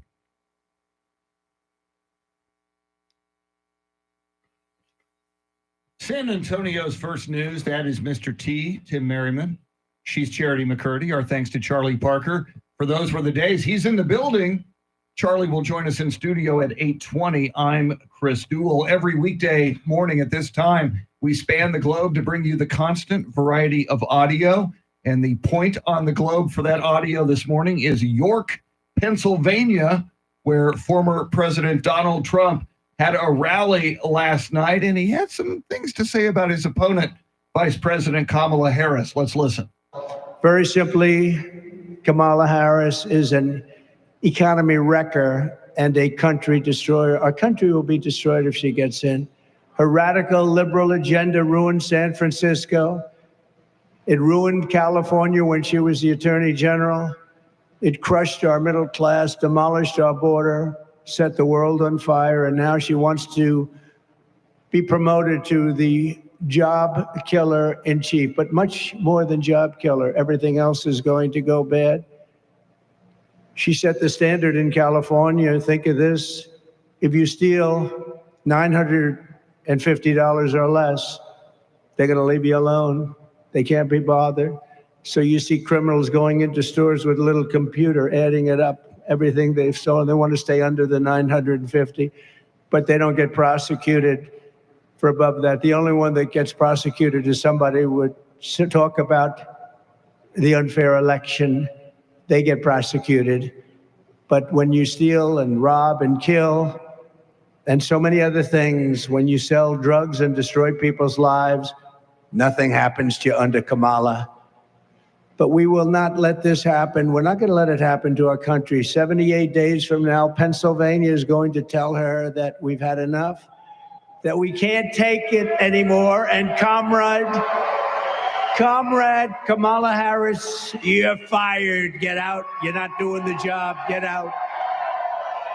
Comrade Kamala Harris, Donald Trump, the master at creating nicknames, whether it's Little Marco, Lion Ted Cruz, Sleepy Joe Biden. I got a feeling he's going to run with Comrade Kamala Harris for the next 77 days. Yeah, until he comes up with something else, because it seems like he has plenty to choose from. But that's what the former president is doing right now. He's trying to take as much attention away from Kamala Harris, the Democrats, and the DNC in Chicago.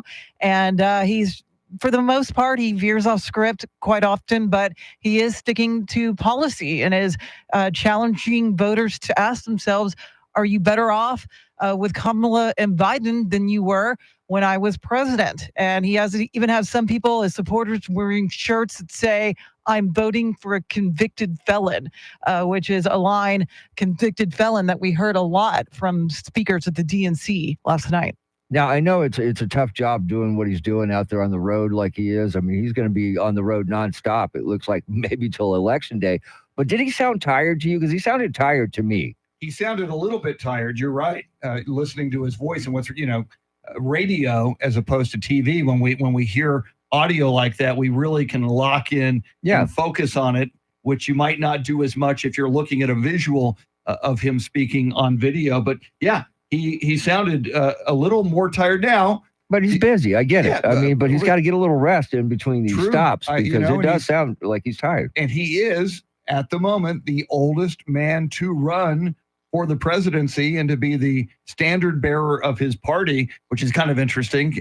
For so long, we looked at Joe Biden as the oldest candidate, 3.5 years older than Donald Trump. But at this moment, Donald Trump older than Joe Biden was at this time in 2020 when he ran for re-election. And Charity, one of the things he said there near the end was Pennsylvania is not going to let that happen. Those remarks last night in York, Pennsylvania is such a key state for both candidates. Trump and Harris really need Pennsylvania. If their opponent gets it, their path to victory in the Electoral College is severely limited. And that's why he is keeping up with this rigorous campaign schedule. I think today he's going to be in Michigan, which is another key state that Trump needs to win. So I expect him to keep up a very vigorous campaign schedule moving forward, especially this week during the DNC. Speaking of this campaign, Mike Opelka from the Pure Opelka podcast, his thoughts on what happened in Chicago last night with Joe Biden and the Democrats, his thoughts on where former President Donald Trump stands right now in this race, 77 days until the finish line. Opelka coming right up. WOAI News Time, 7:15. We're back. Woohoo! Yeah, you're going to have to click on that link in his email because that was unusual. Well, he's having issues. That's Okay. what he does sometimes. Cool. When he has issues like that. Let's see. Eric, Tim, Tommy, Jesse, Travis, Rooster, EN. Anybody else who's in here right now? Welcome, welcome, welcome. Good to have you.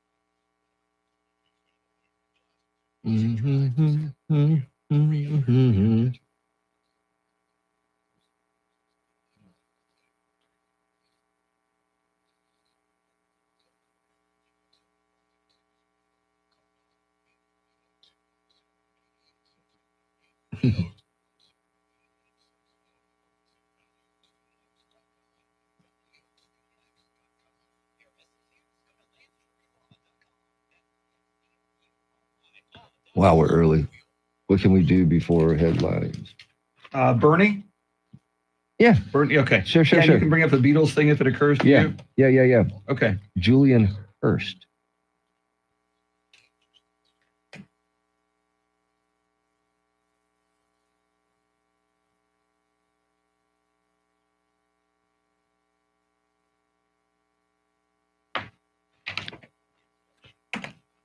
Yeah, because we got a couple minutes we can kill. Okay. Here we go.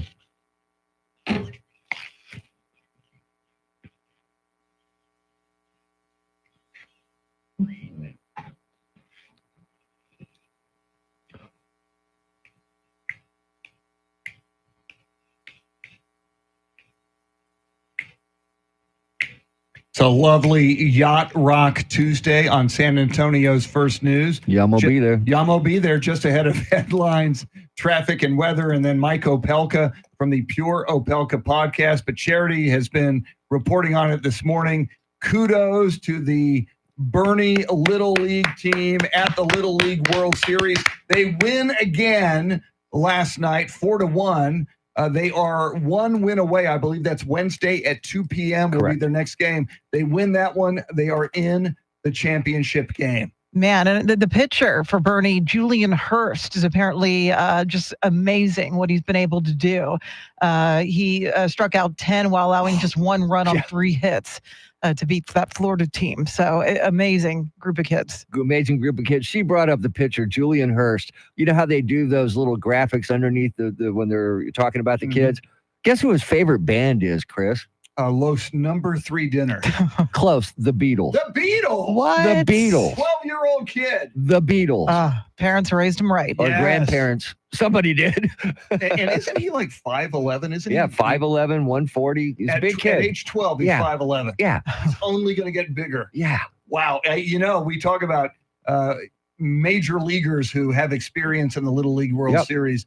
Remember that name. Yes. Because you may be seeing more of him. Definitely. For a long time to come. Coming up, Mike Opelka. But first, Charity, what stories are you following? The Democratic National Convention closed last night with a late speech from President Biden. U.S. Secretary of State Antony Blinken says Israel has accepted a U.S.-backed ceasefire proposal for the war in Gaza, and a Galveston County jury says the parents of the accused Santa Fe high school shooter are not civilly liable for his actions. We'll have details coming up. Right now, traffic and weather.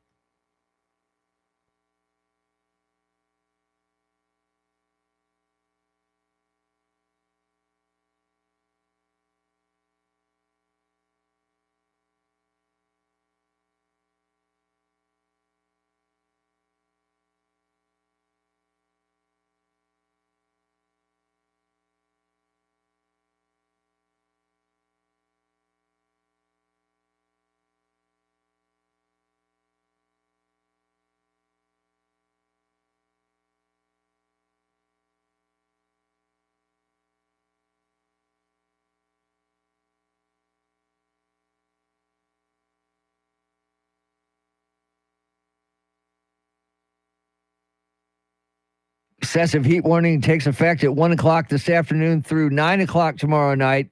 Today's high 105, but it'll feel hotter than that. Tomorrow 107. Thursday 103. It is 75 degrees in New Braunfels, 81 in Alamo Heights, and 80 now here in Stone Oak. WOAI News Time 721.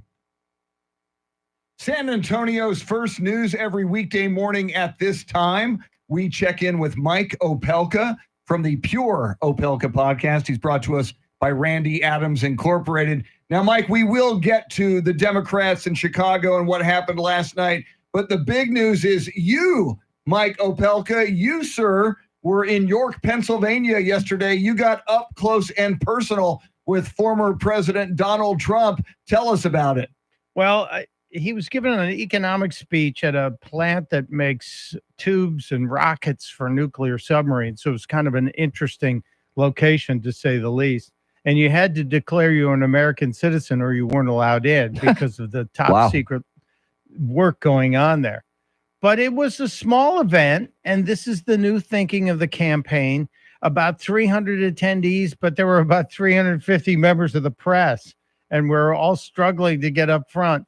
They only took questions from CBS before the event. So one reporter got actually one-on-one. We thought it was going to be a Q&A after. So I was a little bummed about that. But he did deliver the same talking points about the economy and what he wanted to do with jobs.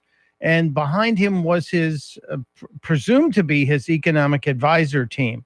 So I think we saw a little glimpse into some of the future maybe, and it included some of the past, as he had some of his old friends back with him as well. And Mike, it seems like Trump is really embracing the convicted felon label the Democrats are using, especially last night at the DNC. I saw some in the audience in Pennsylvania wearing shirts that say, "I'm voting for a convicted felon."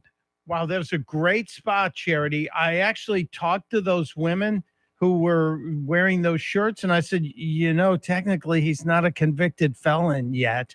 And she goes, yeah, I know, but he says it, so we love it. And that is the reality. Until he's sentenced, he's theoretically not a convicted felon. And I believe that's also one of the things he's suing ABC News' George Stephanopoulos for, because you're not allowed to say that. And I don't think it's going to carry any weight in court, but we'll see what happens in a couple of weeks. And meanwhile, former President Donald Trump staying out on the campaign trail. He's busy all week long, and I have a feeling he's going to be busy for the next 6-7 days? Yeah, I think this is the plan, especially during the convention this week, for Mr. Trump and J.D. Vance to be going to swing states. Yesterday, both of them were in Pennsylvania. Vance was in Philadelphia, and Donald Trump's about 2 hours away, where I was in York. And they're going to be in Michigan today. Then they're going to be in Nevada. This is a plan to try and take away a little attention from the Democrats and their big event. But I think they basically blew out their event last night. I think that was the biggest night of viewing they're going to get. Well, and what was so strange about last night, as you well know, Mike, Joe Biden didn't even get to the stage until 11:30 Eastern, 10:30 San Antonio time. We have to work for a living. I couldn't stay up that late given our hours. Your thoughts about the timing and your thoughts about the substance of the Biden speech last night? Well, you're talking to Noah about the flood when it comes to staying up late, 'cause it was after midnight for me, mister. I thought the speech was as expected. It was Joe kind of giving a State of the Union / retirement speech.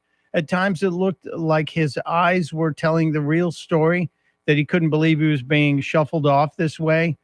There were mostly claims of how well he did during his term, but it was kind of a sad thing to see the soon-to-be former president posting up late at night after everyone else had spoken. They could have put him on 2 hours earlier. They chose not to, and I think they were making a statement. And Mike, the First Lady says Joe Biden wasn't pushed out, that soul searching led him to ultimately step aside. Did the camera by chance cut to Nancy Pelosi at that moment? Well, we did see Nancy in a couple times looking like she was the guilty person. You know, like when you catch your dog after they feed on the carpet. You know, Nancy's rolling her eyes and not me, wasn't me. I didn't do that.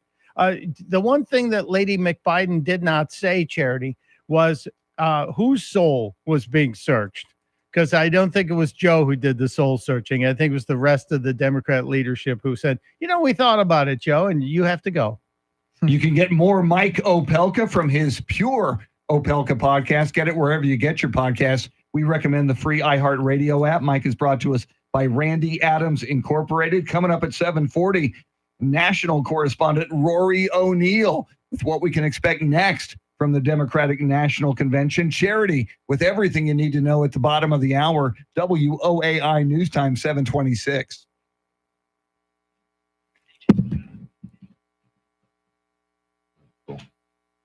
Woohoo! Beautiful. Yeah. See if that time works for him. See if he has any merch. Okay. Connie, welcome in. Eric, good morning. Travis. Hey, I didn't say it was you. It was Tim who said it was you. So when Tim said that was Eric, I believed him. I'll tell Tim. He just walked out the door. Funny. Yeah, I was going to say, and you were singing on that one, the alternate Eric, the fake Eric.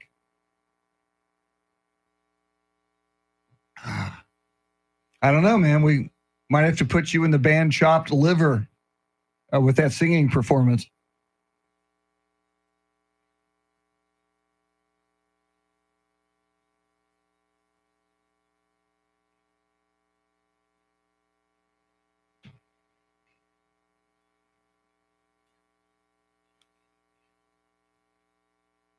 Harley road name. Nice.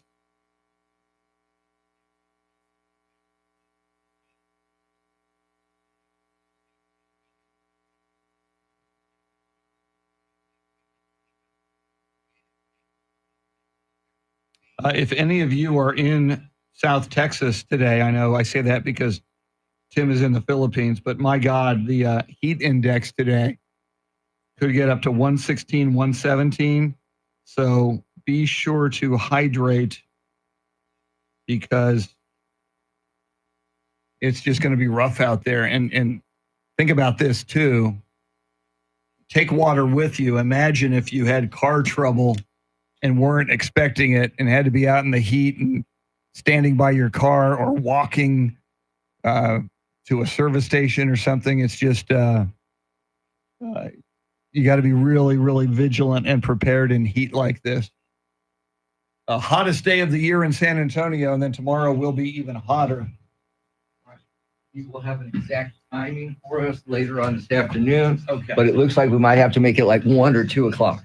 Okay. Because he's expecting to get here about 11:30. Sure that's fine. Yeah.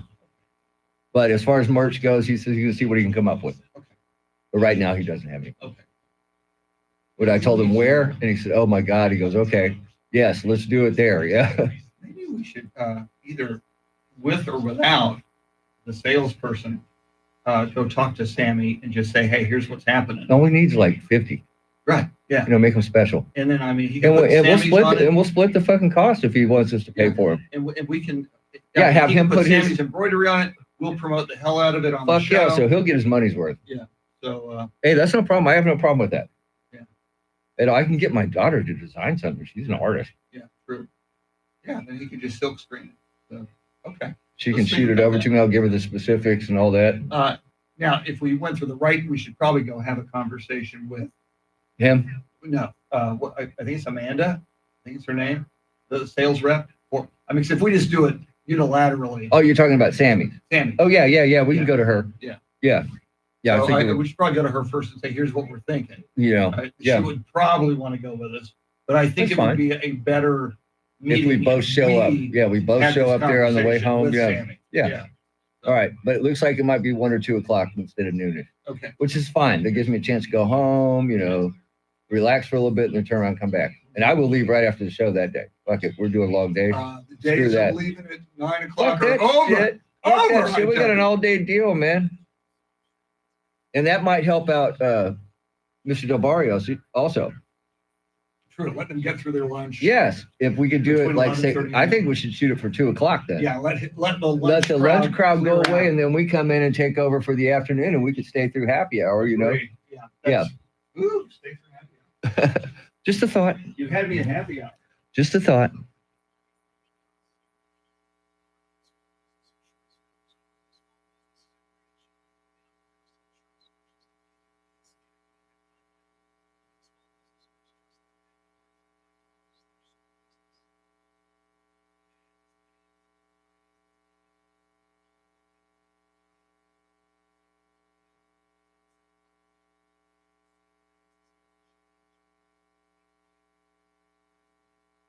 .31 is our time. San Antonio's first news. Good Tuesday morning. I'm Charity McCurdy. Among our top stories, President Biden delivered a late-night farewell speech at the DNC, and the end may be near for those horse-drawn carriages. I'll have details, first traffic and weather together every 10 minutes in mornings.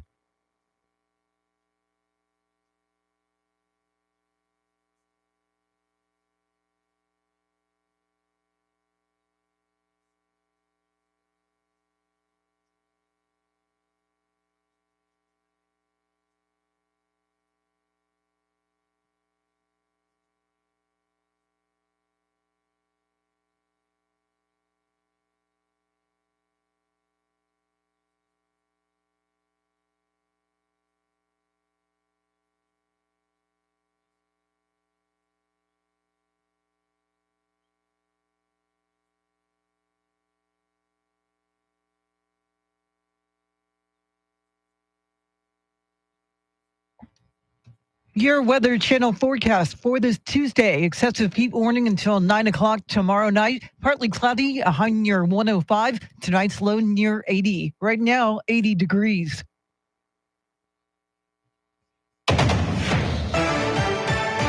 Well, it's a wrap for the first day of the DNC. Fox's Jeff Manazzo has more from Chicago. The theme of day one of the Democratic National Convention, For the People, with notable speakers here, Hillary Clinton, First Lady Jill Biden, and President Joe Biden, in what was essentially a major farewell speech. For 50 years, like many of you, I've given my heart and soul to our nation. Vice President Kamala Harris joining the president on stage and thanking him. The overall theme that Democrats will portray over the coming days is joy. While at the same time, tens of thousands of protesters here are marching just blocks away from the United Center over issues like the economy, the border, and the Israel-Hamas war.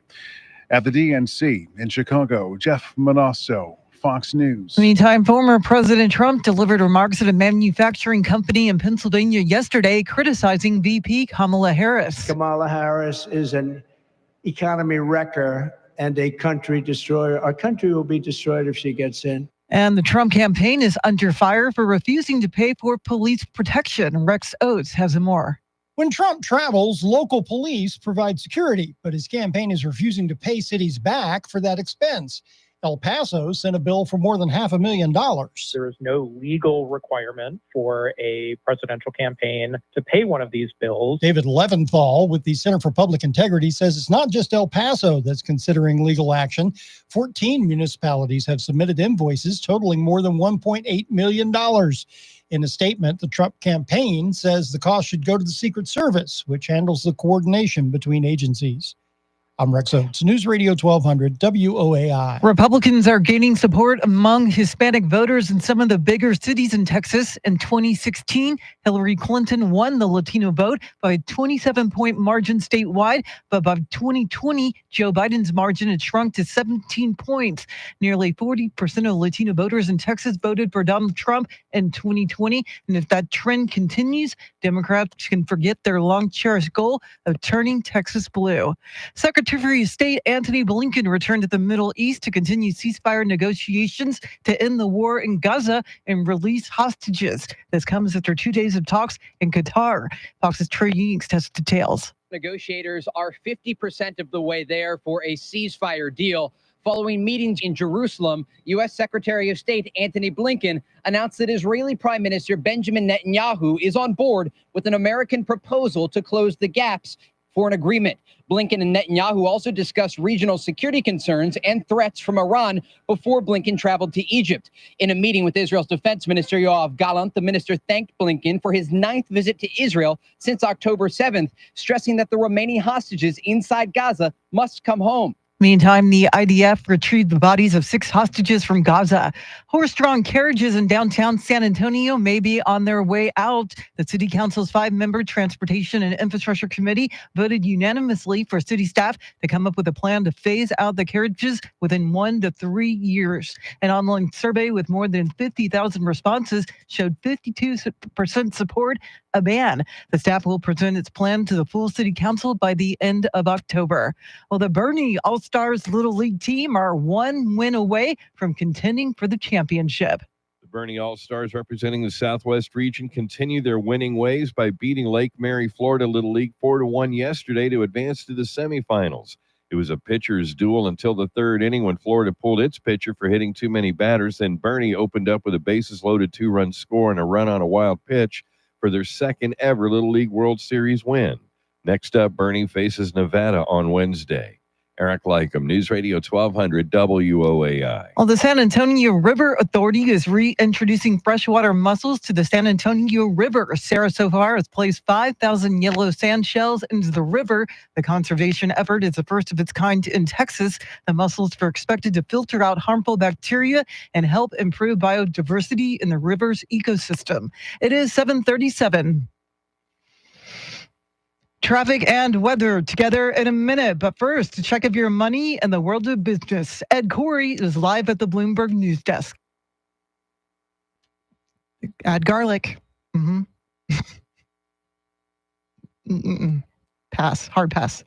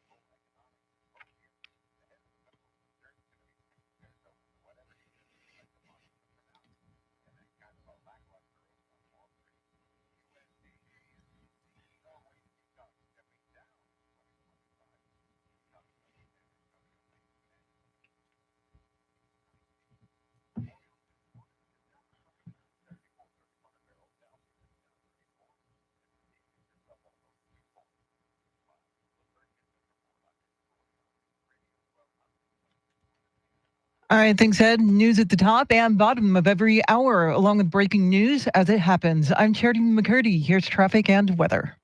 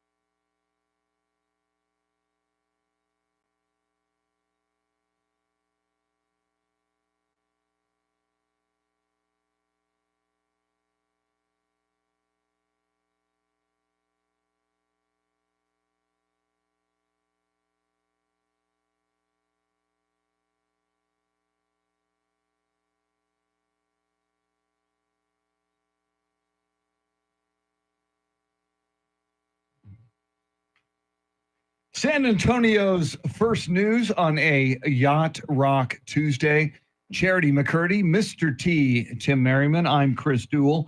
Charlie Parker will join us at 8:20. Coming up at 7:50, more of your talkbacks, your Heat-inspired music for a hot music playlist. But right now, let's go to national correspondent Rory O'Neill, a big part of our Decision 2024 coverage. Rory, your thoughts on what the Democrats did last night in Chicago? They kept everybody up late. No, but we joke, but the fact that Joe Biden didn't take the stage until about 11:30 p.m. Eastern time, not finishing until after midnight on a Monday night, I mean, I guess now the impressions of the speech are going to be given, in sound bites that we're playing this morning or that you see in social media. I mean, they went so late. James Taylor got bumped. I mean, when's the last time James Taylor got bumped for anybody? Yeah, and was it the speech, Rory, that most were expecting from President Biden as he attempted to try to balance his accomplishments while praising Kamala and criticizing Trump? Well, I think so. A lot of the speech, if you've heard them as many times as I have, it sounded, big parts of it were from his typical political speech that he gave on the campaign trail over the past year. I'd say it was about 75% recycled material. Obviously, some of the newer stuff was about passing the torch to Kamala Harris, but it really wasn't too different from the speech that we've heard so many times before. But, Joe Biden really was denied the big convention 4 years ago because of COVID. And the one time he does get to speak before the big convention, it says he's being pushed out the back door. So we know that the big night tonight, the Obamas are speaking, but what else is coming up this week? Oh, well, yeah, and Doug Emhoff, don't forget the second gentleman, also on the docket for tonight, as they have the theme of a bold vision for America's future. Later in the week, we're going to hear from former President Bill Clinton. Secretary Hillary Clinton was on for last night, for quite a while, I might add. And then we're also going to hear from Pete Buttigieg and Nancy Pelosi, the former House Speaker. She's got her fingerprints all over the Kamala Harris candidacy. And then, of course, Thursday night is the big night when the Democratic nominee will accept the nomination and all those balloons will drop from the United Center. With the Obamas appearing tonight, Rory, do you think the Democrats might learn their lesson from last night and maybe get some Oscar orchestra to play people off when they go too long? Yeah, get anybody, get Kid Rock to play him off at this point. That was really irresponsible because now you've got people saying, "Oh, it was intentional." They're trying to, really bury Joe Biden and ignore his campaign as quickly as possible or his candidacy as quickly as possible. I don't know. Again, if you're bumping James Taylor, you got to figure this wasn't really planned to go that way. And, we'll see if they try to shoehorn some other speakers in. But there's going to be somebody with a stopwatch looking over the prepared remarks we've got for the rest of the week. Our thanks to national correspondent Rory O'Neill, big part of our Decision 2024 coverage. And Charity, I wonder what they do about James Taylor. He's a big deal. He's a big-time Democrat. He is, supported candidates before. Do you bring him back? Is he ticked off? I mean, I wonder how they handle that. I mean, as long as his schedule allows it, you make room for James Taylor. You don't want to make him angry. And I'm sure he understood, we got to get the president on stage as soon as possible, but they're not going to let him not perform at the DNC this week. Let's hope not. Let's hope they just don't take his check and tell him to move on. Yeah. Speaking of music, we're going to hear your talkbacks coming up. We are looking for a playlist that is inspired by this excessive heat we are going through. Your talkbacks will be next, but first, we'll get you caught up on headlines, traffic, weather, and more. WOAI News Time 744.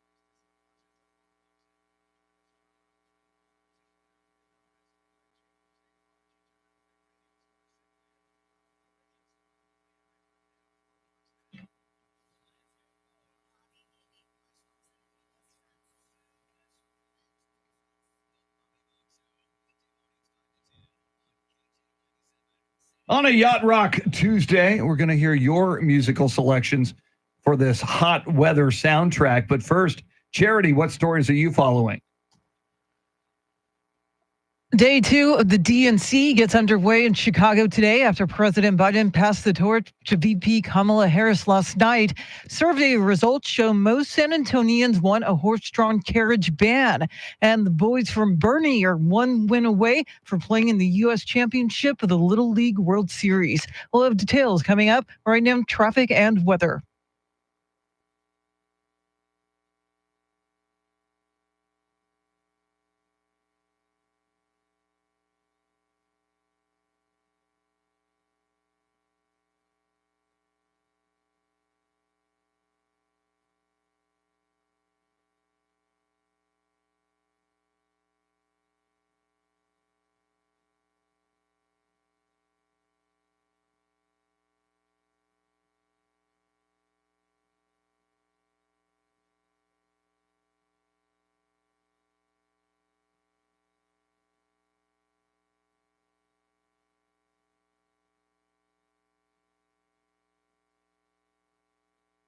Excessive heat warning in effect from 1 o'clock this afternoon till 9 tomorrow night. Hot. Highs 105 today, 107 tomorrow, 103 on Thursday. 78 degrees in China Grove, 79 in Livonia, and 80 right here in Stone Oak. WOAI News Time, 750.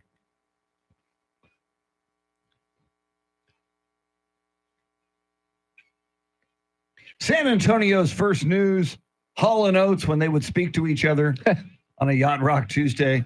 Mr. T just gave you the weather forecast. Those were actual highs. The heat index is supposed to be up around 114, 115, maybe higher today. It is dangerous heat, but the heat has inspired us to build a playlist for later in the week based on this heat. And we're asking you on the Talkback feature on the free iHeartRadio app to help us build this playlist. Mr. T, what do we have? First, we're going up to New Braunfels. Morning First News. This is Big Daddy Chris from New Braunfels. Let's not forget our veterans who are overseas in Kuwait and Iraq, because I guarantee you this heat ain't nothing compared to what they're feeling. And that was a little bit of blasphemy there from my man David Lee Roth. Don't let that guy do that ever again. Good morning and have a great day, everybody.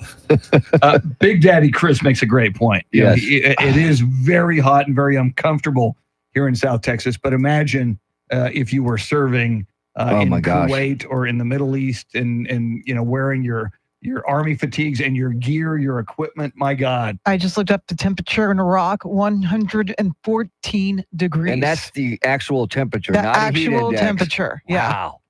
Wow. So we shouldn't be whining, right? Is that what you're saying? That's what I'm hearing. That's what Big Daddy Chris says, and he makes a very good point. All right, here's one more. Hey, Mr. T, Chris, Sister Charity. Mine goes back all the way to the 70s. How about 1974, I believe it was, 75, Hotter Than Hell by Kiss, because it just feels like the sun just drug itself straight across Texas. Y'all be safe, be savage. Nice. And of course, we always remind people Mr. T is in the KISS Army. Yes. Are you a brigadier general by now? Should in the be by KISS now, Army? but you know, it's a lot of politics involved when you're starting Yes. to get, promoted in the KISS Army. You're like chairman Let's of the just, Joint I'll be Chiefs honest of- with you. I haven't paid Gene Simmons enough to get promoted yet. Do you own platform shoes? Not anymore. Okay. Just checking. Not since the 70s, Charity. Okay. Thank you, though. Might be time to bring those back. All right, let's talk to somebody who knows a little bit about the heat in Laredo. Morning, guys. Great show. Great topic. Growing up in Laredo, it was hot. I mean, hot, especially the summers. But at noon, we would watch the local TV station, or local news, and they had a theme song by the power station, Some Like It Hot. It fit perfect. I think that should be our theme song now. Have a blessed day, guys. Love you, Charity. Very nice. Some like it hot. We just don't like it this hot. Yeah. I mean, I do like the summertime, but this Yes. is just a little excessive. Mhm. This is a first. We're going to check in with Madonna. Good morning. This is not the singer, Madonna. How about Heat Wave from Martha and the Vandellas? Have a good day. That's good. Nice. That's Going back good. to the 60s with Martha and the Vandellas. Can you imagine that's Madonna and she probably always introduces herself. I'm not that Madonna. Yeah, exactly. Hi, I'm Madonna, not that Madonna.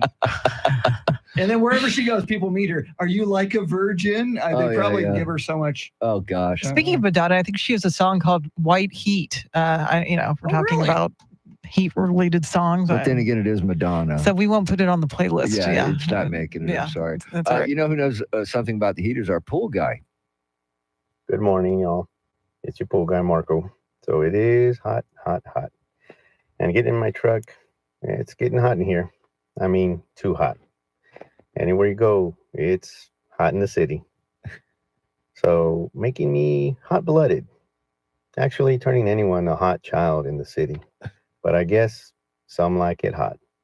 And those starting school, well, they may be hot for teacher. Y'all have a good one. Hey, technically, hot for teacher Works. could be on this playlist. But he brings up a point. I find that people become more agitated in the heat, Yes. and that contributes to road rage. You don't want to make anyone angry in this excessive heat. I Just didn't saying. think about that. And Yeah. you're right. People get more Angry. inflamed and angry and lose their minds in the heat. So when you're driving extra, just back it off a little bit. Just a little bit. Don't flip people off. Not a good idea. No. Nope. All right, we got time for another one. Here we go. Good morning, guys. This is Rich. As for a song for the hot weather that we're enduring, an older song by Buster Poindexter, Hot, Hot, Hot. It's a great one. Anyway, have a great day, guys. Thanks. That's true. I think Hot, Hot, Hot by Buster Poindexter should be on any heat-related playlist. It very Agreed. It Yeah. should. It kind of says it all, doesn't it? It's Yes. hot, hot, hot. All right, got another one from back in the 70s. This is from Georgetown. This is Josh out in Georgetown. Aloha. So there's only one song for these days, and that is Kiss, Hotter Than Hell. You got to remember that one. All right, so that one's definitely going on the I list. think that's 3 votes It's now. 3 votes Hotter for it Than now, Hell. and none of them were mine. True. Just saying. I wonder if any of those 3 were in the KISS Army. I don't remember seeing them at roll call at the time, so we'll find out. Charity McCurdy coming up with everything you need to know right here at the top of the hour. Big 8 o'clock hour. We've got national correspondent Aaron Real. Economists are weighing in on Kamala Harris's economic plan, and they don't like it. Charlie Parker at 8:20. 8:40, Joe Pags and national correspondent Rob Dawson covering the protests in Chicago. All that's coming your way. WOAI News Time, 7:57. Back. And we're back. Okay. That's pretty good from the pool guy, wasn't it? To get them all out there? Yes. I mean, he got them all out there.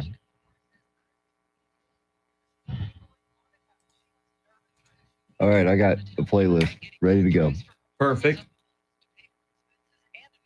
We are rocking and rolling. Paglarillo, everybody. You got your intro to that, right? It's all about DNC.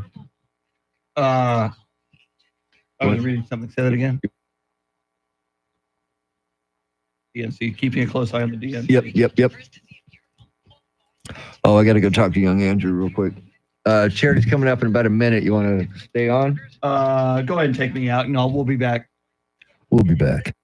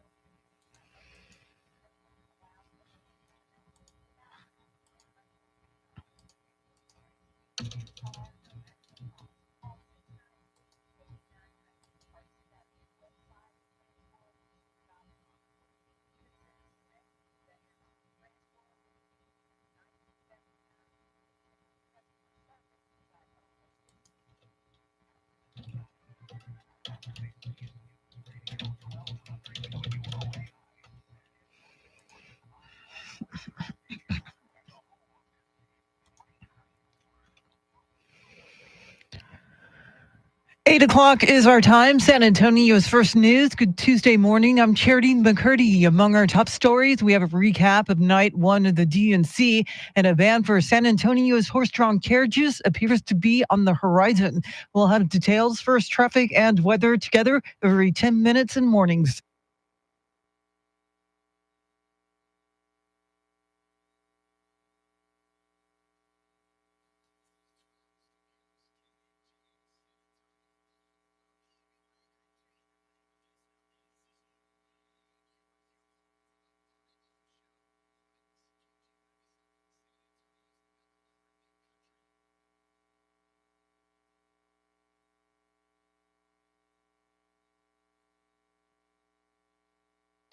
Your Weather Channel forecast for this Tuesday. Excessive heat warning until 9 o'clock tomorrow night. Partly cloudy, a high near 105. Tonight's low near 80. Get a move on. It is 81 degrees. Well, President Biden delivered remarks at the DNC in Chicago late last night, using a speech as an opportunity to look back on his lengthy political career and emphasized his love for the U.S. I've made a lot of mistakes in my career, but I gave my best to you. For 50 years, like many of you, I've given my heart and soul to our nation. And I've been blessed a million times in return for the support of the American people. Former State Secretary Hillary Clinton also took the stage. Kamala cares about kids and families, cares about America. Donald only cares about himself. And Golden State Warriors and Team USA coach Steve Kerr also took the stage. After the results are tallied that night, we can, in the words of the great Steph Curry, we can tell Donald Trump, night, night. Thank you. And San Antonio Mayor Ron Nirenberg addressed the Texas delegation breakfast yesterday. On Thursday, Vice President Kamala Harris and Minnesota Governor Tim Walz will formally accept the nominations as the party's candidates. Meantime, former President Trump is out to counter the DNC with his own message to his supporters. Here's Fox's Gernal Scott.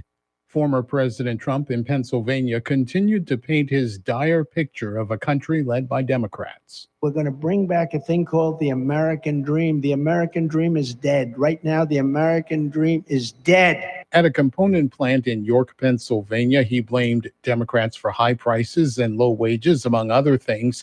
And when it comes to policies the vice president introduced recently, Kamala Harris can't answer how she'd pay for any of her new radicalized liberal spending schemes. the former president heads to Detroit today to discuss safety and crime. Gernal Scott, Fox News. Meantime, Trump is angering some fans of Taylor Swift with a social media post showing photos that suggest the pop star has endorsed his campaign. They're all fakes created by AI, but experts say the political ramifications are real. Deep fakes are going to sow distrust. It's going to sow all sorts of misinformation regarding politics and regarding what's going on. UTSA Professor John Taylor thinks this will lead to legislation to rein in deep fakes in politics. So far, the senior has not made a statement. The Israeli military says they've discovered the bodies of additional hostages held in Gaza. Fox's Trey Yings has details. Overnight, Israel launched fresh airstrikes in Lebanon, targeting a Hezbollah weapons storage facility deep in the northeastern part of the country. Secondary explosions could be seen in a video taken near the site as suspected rockets or missiles exploded. Officials are hopeful that an agreement to address the war in Gaza could give Hezbollah an off-ramp to de-escalate rising tension. Overnight, Israeli forces inside Gaza recovered the bodies of 6 hostages that were being held by Hamas. These hostages were being held in the city of Khan Yunis. Secretary of State Antony Blinken is in Egypt working to further ceasefire negotiations between Israel and Hamas. A Galveston County jury says the parents of the accused Santa Fe high school shooter aren't civilly liable for his actions. Jurors reached the verdict yesterday. They assigned 80% responsibility for the shooting to the gunman and 20% to online ammo seller Lucky Gunner. Relatives of the 8 students and 2 teachers killed in the 2018 shooting said the shooter's parents knew their son was mentally ill but didn't do enough to prevent the shooting. The suspect has been found incompetent to stand trial. Well, San Antonio City Council is moving ahead with a ban on horse-drawn carriages despite some opposition.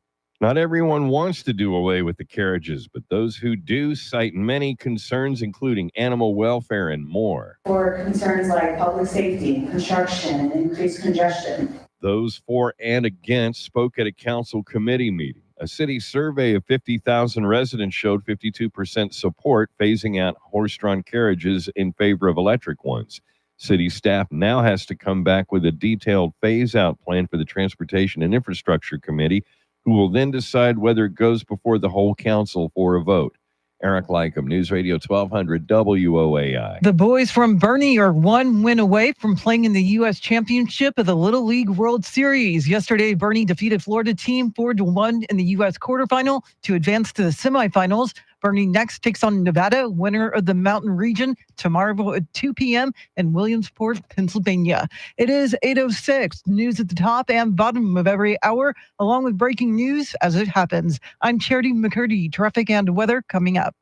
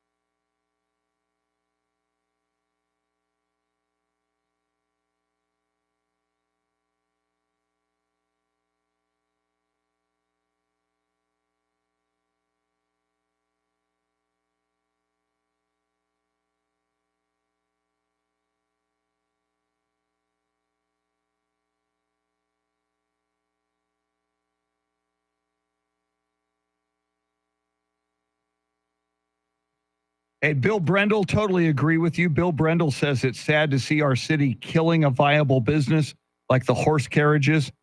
Bill has a lot of experience downtown and with downtown businesses. He was the general manager of the Crockett Hotel for many years, works with downtown business owners.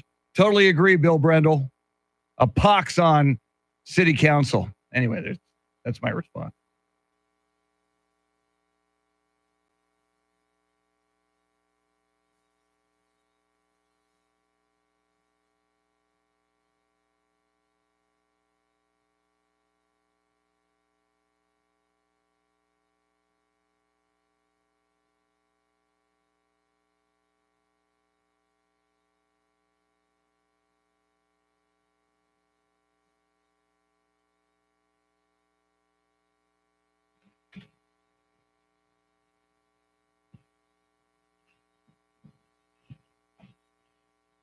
San Antonio's first news on a Yacht Rock Tuesday.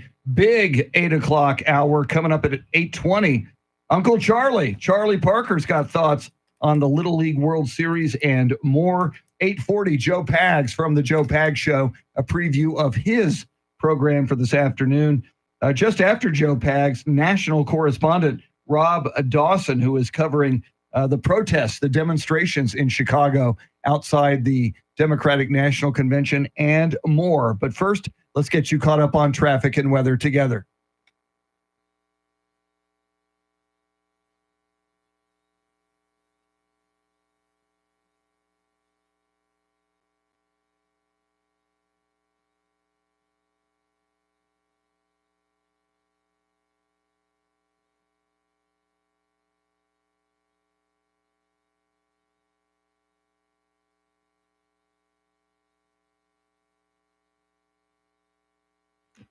Excessive heat warning in effect from 1 o'clock this afternoon till 9 p.m. tomorrow.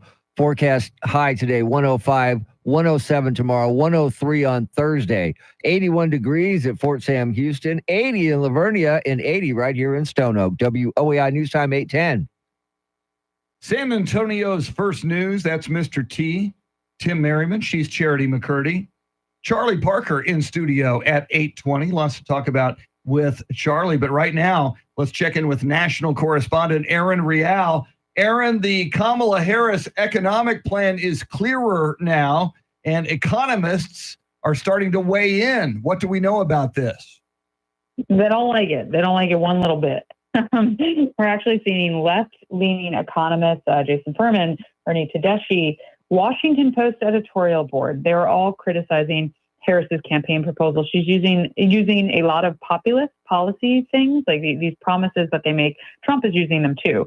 Examples: no taxes on tips, money to buy a house. Yeah, people like this. But then when it comes down to like actually rubber to the road, how are we going to pay for it? It doesn't go well. So she wants to expand the child tax credit, which, by the way, J.D. Vance is also a huge proponent of. They want to give $25,000 in down payment support to new home buyers. She wants to ban price gouging at grocery stores. They say this is difficult to define, impossible to implement in practice.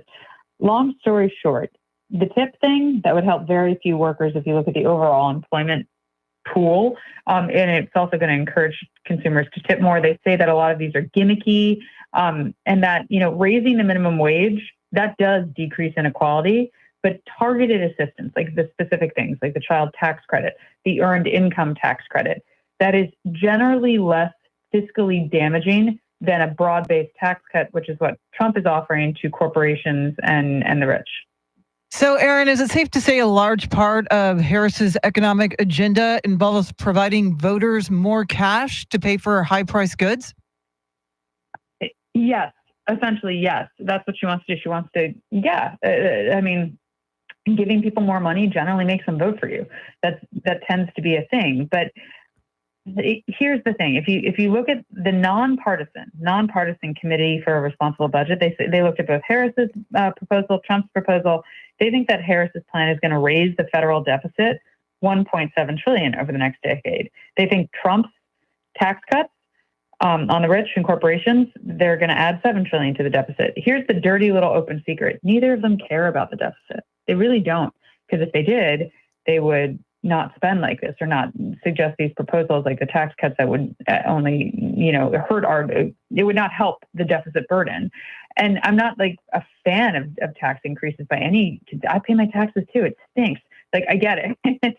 But the idea is that like these don't work from an economic perspective in terms of lowering the deficit. And they don't really care about it because they know we'll just print more money to fix it. Which is the problem right now. It also, Harris's economic wish list, including that $25,000 federal subsidy for first-time home buyers. Where was that when I bought my home? I know, right? Yeah. Don't worry. I know. It's not going to happen. It wasn't there because she wasn't running for president on populist policies. And both of them are doing this. But like Trump, historically, the Republicans were the ones who didn't like populist policies. Not anymore. They're into it. She is national correspondent Aaron Real. Our thanks to her. Coming up, Charlie Parker, WOAI News Time 8:14.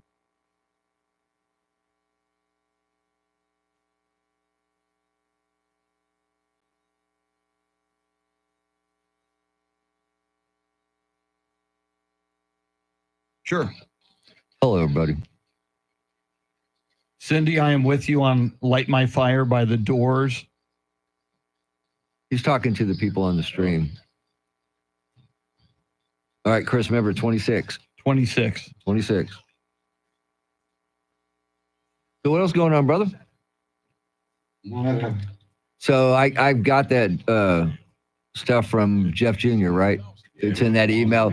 It's in that email you sent that got sent last week. Okay. Yes. Yes. Oh, yeah. Okay.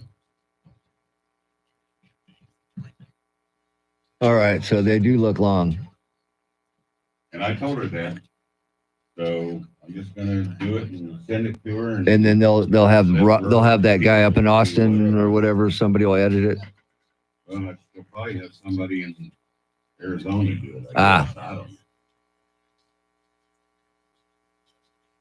All right. We're going to try to get to all four of your topics, Charlie, but it probably ain't going to get all four in.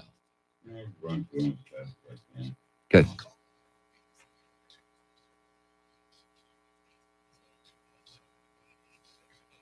Yeah, we got a hard out at 26 because we got a guy at 8:40 from the convention. Is he only protests? No, he's also talked to some of the delegates as well, but mainly on the demonstration. Okay, mainly. So we'll start with demonstrations. Yeah. All right.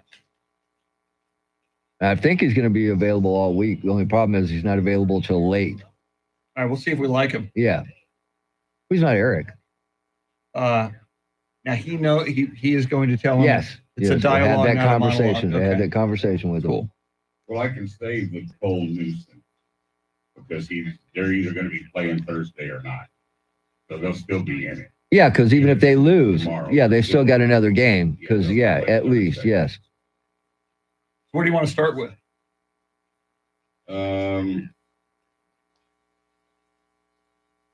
Three big events happening here. Three big Very events. short period. Okay. Okay. Are you going to Jim Messina? You know, I'm really thinking about it. I think it'd be great, man. Wouldn't it be something if Kenny just popped in real quick? Why not? Who doesn't want to take a quick trip to San Antonio on a Saturday, No shit. Labor Day weekend? No, it's not Labor Day. No, I was going to say, yeah.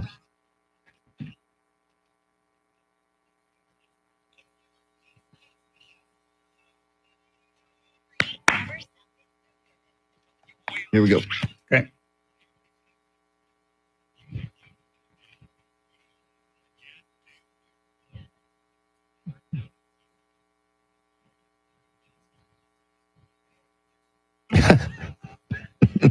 San Antonio's first news on a Yacht Rock Tuesday. Charlie Parker in studio. He's got three big events coming at us in a very short period. He'll walk us through those. But first, Charity, what stories are you following? Former President Trump is hitting the campaign trail as the DNC continues in Chicago. The bodies of 6 hostages have been found by the IDF in Gaza, and the co-owner of a local restaurant is charged with trafficking cocaine. We'll have details coming up right now, traffic and weather.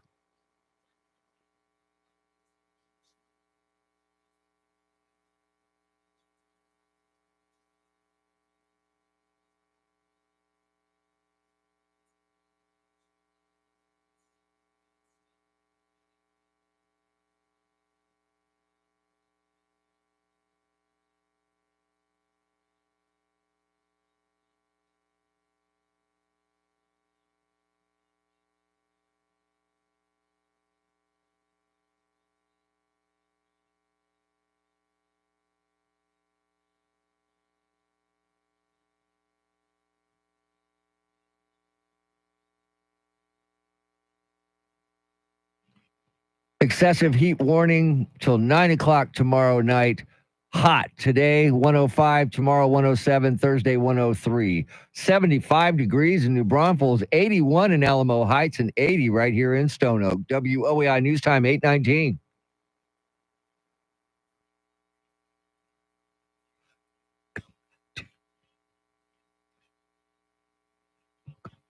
San Antonio's first news on a Yacht Rock Tuesday. Joe Pags of the Joe Pags Show at 8:40, followed by national correspondent Rob Dawson in Chicago at the Democratic National Convention. What's going on in and outside of the United Center in Chicago. But Uncle Charlie Parker in studio. And Charlie, you are excited about three big events in a relatively short period. And I was excited about James Taylor last night at the convention. He got bumped. Yeah. I thought that's very, very interesting. Because I had spent the whole reason I was excited was I spent the whole evening trying to guess what song was he going to do. Is it going to be You've Got a Friend, or is it going to be Shower the People?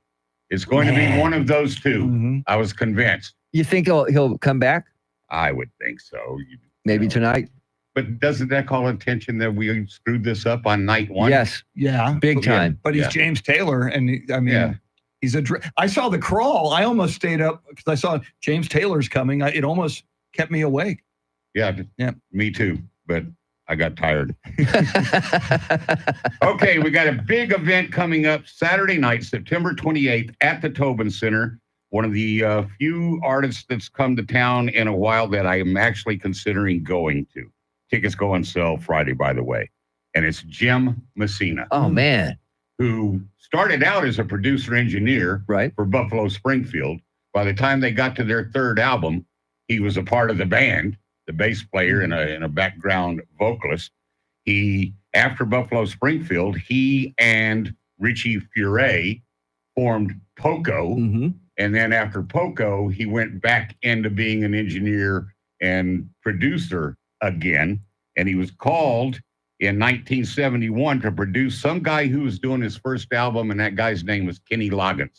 Kind of and worked the out. album was Kenny Loggins with Jim Messina sitting in. Because during the process of recording the album, he started playing and singing and brought some songs to the table.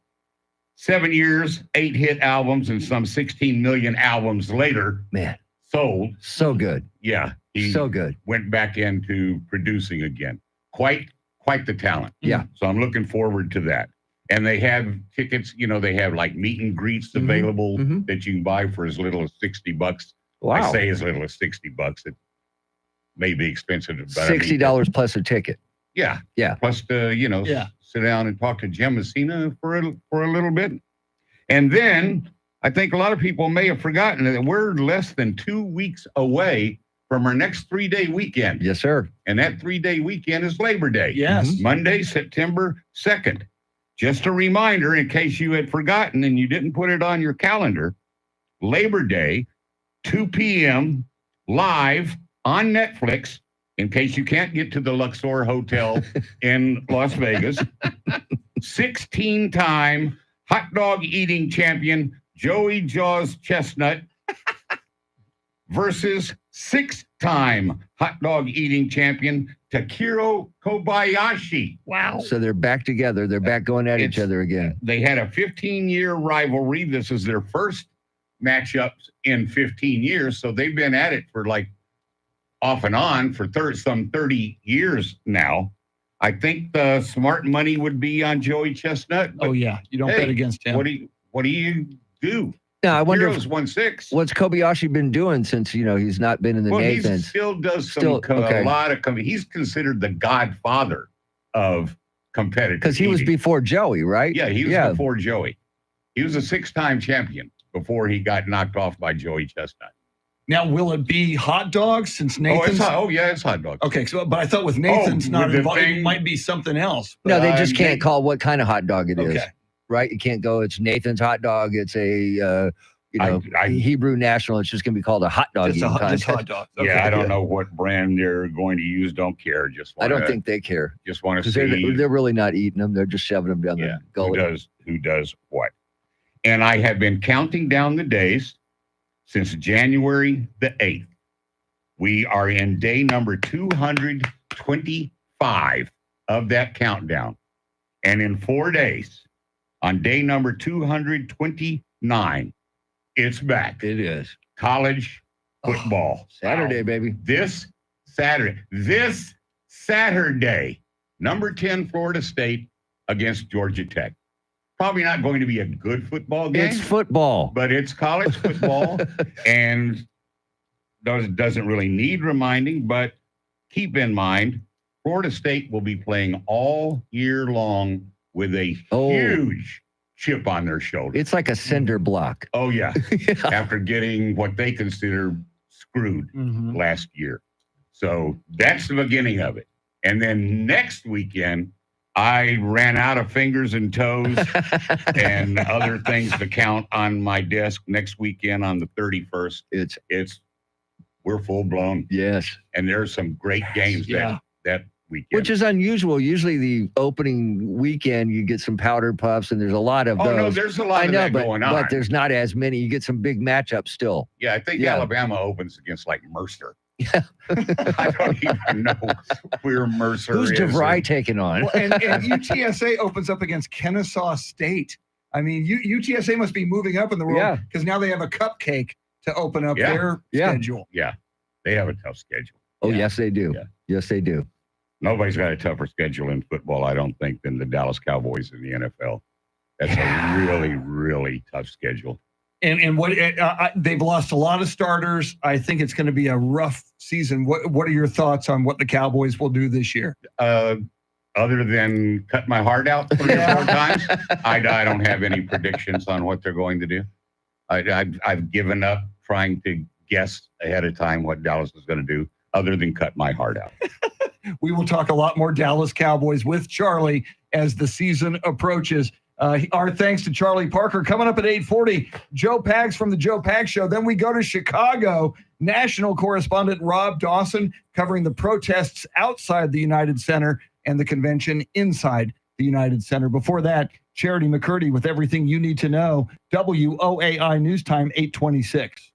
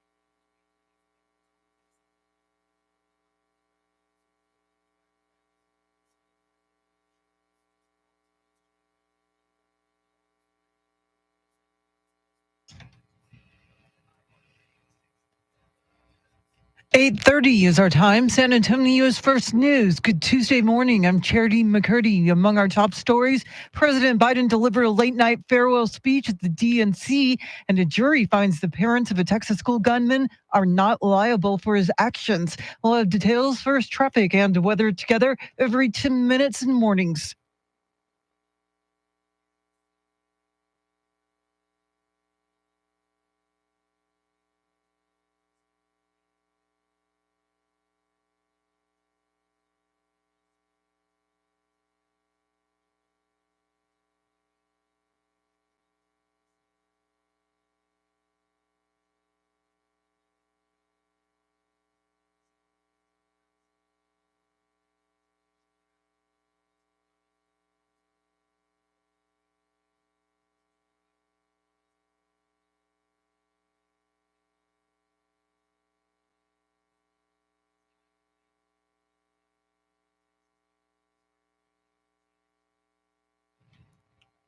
Your Weather Channel forecast for this Tuesday. Excessive heat warning until 9 o'clock tomorrow night. Partly cloudy, a high near 105. Tonight's low near 80. Right now, 81 degrees.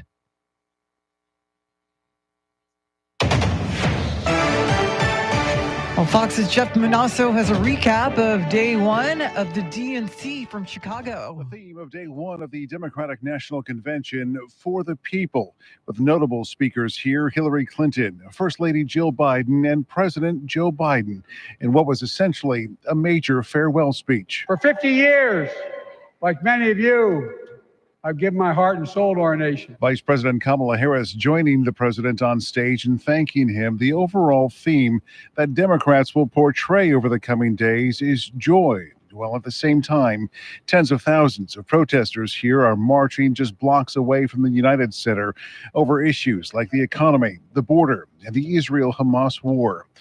At the DNC in Chicago, Jeff Manasso, Fox News. And former President Obama and Michelle Obama are among the speakers tonight, along with Second Gentleman Doug Emhoff. Former President Trump delivered remarks at a machinery manufacturing company in Pennsylvania yesterday, criticizing VP Kamala Harris. Kamala Harris is an economy wrecker and a country destroyer. Our country will be destroyed if she gets in. Meantime, Trump is angering some fans of Taylor Swift with a social media post showing photos that suggest the pop star has endorsed his campaign. They're all fakes created by artificial intelligence, but experts say the political ramifications are real. Deep fakes are going to sow distrust. It's going to sow all sorts of misinformation regarding politics and regarding what's going on. One of the pictures showed women wearing T-shirts that said Swifties for Trump. So far, the singer has not made a statement. And Democrats are working double overtime to turn Texas blue this November, but they need to do more to attract Latino voters. Hispanics in the larger cities in Texas seem to be flocking to the Republican side. Hillary Clinton captured the Latino vote by 27 points in 2016, but Joe Biden's margin in 2020 was 10 points lower. In cities with at least an 80% Hispanic or Latino population like San Antonio and Houston, Biden lost 17 points worth of ground to the GOP. 40% of Texas Hispanics, or those who don't identify as Latino, voted for Donald Trump that year. And if that trend continues, Democrats will fail to turn Texas blue yet again. Eric Lycum, News Radio 1200 WOAI. Former Republican Congressman George Santos is facing at least 2 to 7 years behind bars. In a federal court yesterday, Santos pleaded guilty to multiple felony counts, including wire fraud and aggravated identity theft. Santos is also being ordered to pay more than $200,000 in restitution. Well, Hamas is accusing President Biden and his Secretary of State of misleading claims over talks to end the war in Gaza. Fox's Jonathan Savage has more. President Biden accused Hamas of backing off from a nearly agreed to ceasefire deal in Gaza. The Islamists responding today, saying they're astonished by a suggestion they describe as misleading. American leaders had been expressing optimism that Hamas and Israel were close to a deal, with Secretary of State Antony Blinken announcing the Israelis had accepted a bridging proposal. But Hamas now insists the plan goes against what was previously agreed to, blaming Israel's Prime Minister Benjamin Netanyahu for moving the goalposts. Jonathan Savage, Fox News. And this comes as the IDF retrieved the bodies of 6 hostages from Gaza. USAA President and CEO Wayne Peacock plans to retire in the first half of next year after 36 years with the insurance giant. The San Antonio-based company made the announcement yesterday. Peacock has been the CEO since 2020 and is the first head of a company without a military background. Well, Galveston County jury says the parents of the accused Santa Fe high school shooter are not civilly liable for his actions. Tammy Trujillo has details. Jurors reached that verdict on Monday. They assigned 80% responsibility for the shooting to Pagortzis and 20% to online ammo seller Lucky Gunner. After the verdict, the judge told the courtroom, "We need to protect our children." And that message will carry even outside of the walls and the doors of this courtroom. And hopefully it will fall into the ears of our legislators. Relatives of the 8 students and 2 teachers killed in the 2018 shooting said Pagortzis' parents knew their son was mentally ill, but didn't do enough to prevent the shooting. The suspect's been found incompetent to stand trial. I'm Tammy Trujillo. Well, the co-owner of a local restaurant is charged with drug trafficking. Jonathan Lumbreras, co-owner of Pollos Asados El Gordo, was reportedly caught arranging cocaine deliveries with an undercover FBI agent posing as a buyer. The sales were arranged in July, and agents intercepted Lumbreras' accomplice before he could deliver the drugs. Well, there's a new warning about a virus that's quickly spreading. Beth Myers reports. It's called monkeypox, and it's spreading from Africa to Europe, triggering a warning from the World Health Organization. Experts worry that the virus will be coming here next. It's a different strain of the virus, and it's a higher lethality, a higher mortality rate. Baylor infectious disease expert Dr. Peter Hotez says right now, monkeypox is spread through close contact with open wounds. But some suggest that it could become airborne. The good news, Dr. Hotez says there are vaccines that work. I'm Beth Myers, News Radio 1200 WOAI. It is 8:37. Traffic and weather together in a minute. But first, a check of your money and the world of business. We welcome in Ed Corey live at the Bloomberg News Desk.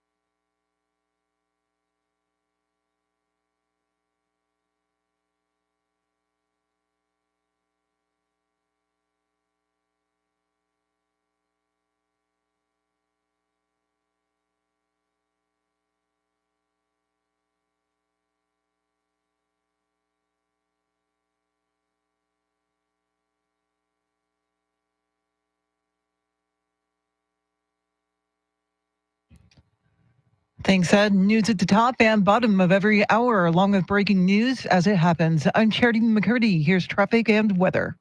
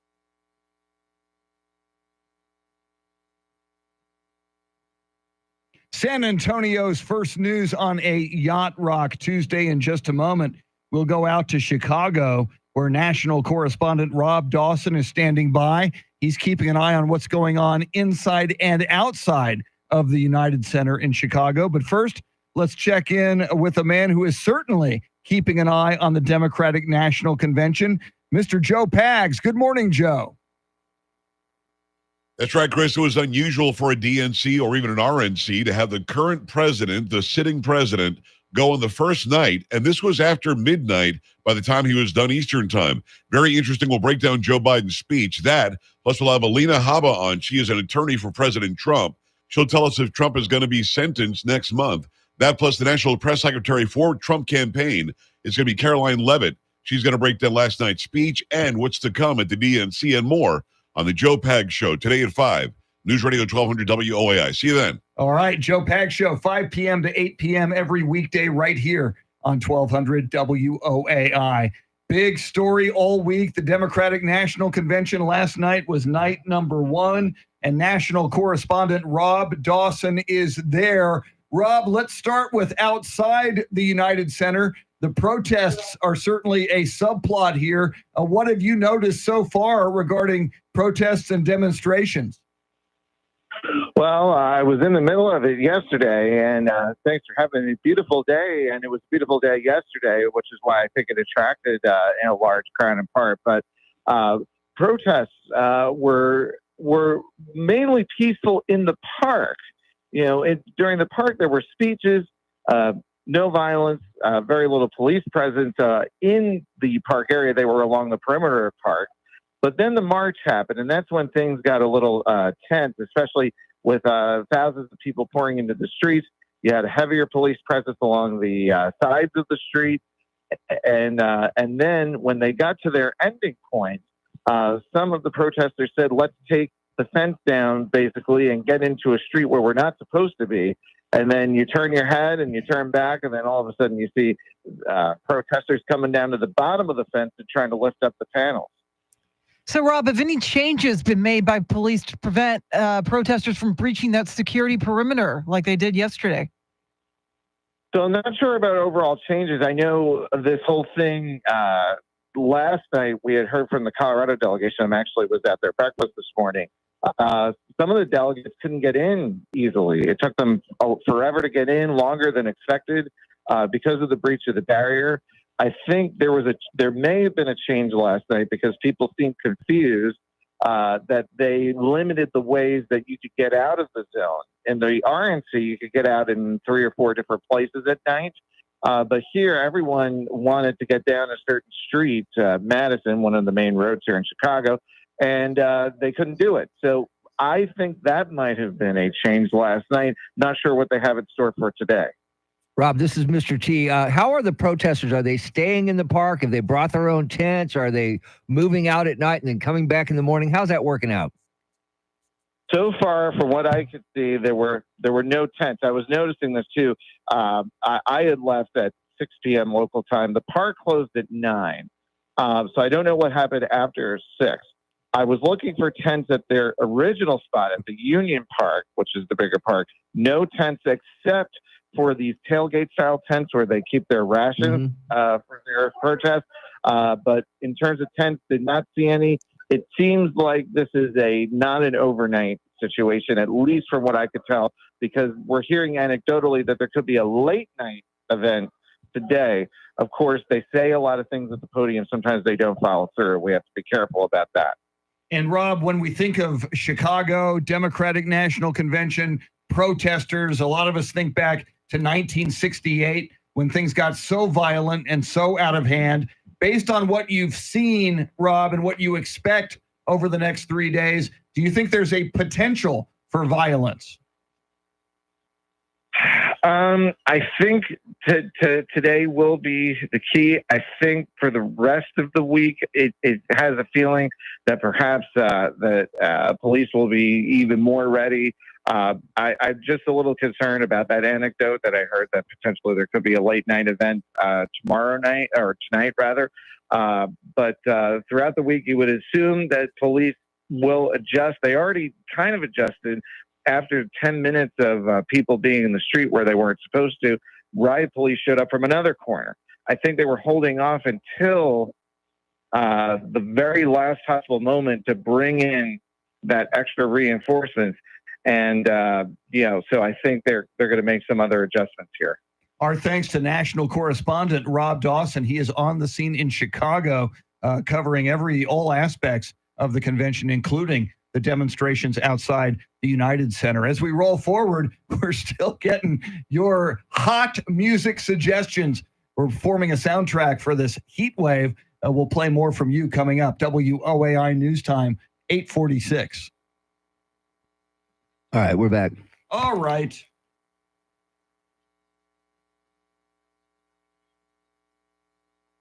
If something happens. All right, and we're back. Yeah. All right, so I will pick them up again. Oh, by the way, Eric said earlier, I don't know if you read it. Uh-uh. We thought it was Eric, the Eric. It's not, wasn't the Eric. That wasn't him. Had almost the same singing. last name and everything. Wow, yeah. Well, bummer, dude. I was hoping that was you because you did a pretty good job. And we were considering auditioning you for Chopped Liver for the band. Well, you're out now. You're now. Yeah, You're sorry. out. Way to go, Eric. You're out. Yep. And Rooster is definitely out because he's too good. Yeah, he's way too good. Way too good. Sleepy, Tim, Cindy. Now, is that the Cindy? Cindy Cox? Yep. Okay. Cindy, I don't know if you heard earlier, Barry Manilow did play Austin last night. So it's on. It is on like Donkey Kong for August 30th. He is no longer in the COVID cabana. I don't know whoever came up with that. Was great. good, though. COVID It was somebody cabana. it was somebody on the talkback on the stream. Wow. On the stream. Or was it talk? I can't remember. At the COVID cabana. Coughing and sneezing are always the reasons at the COVID. I took some drugs.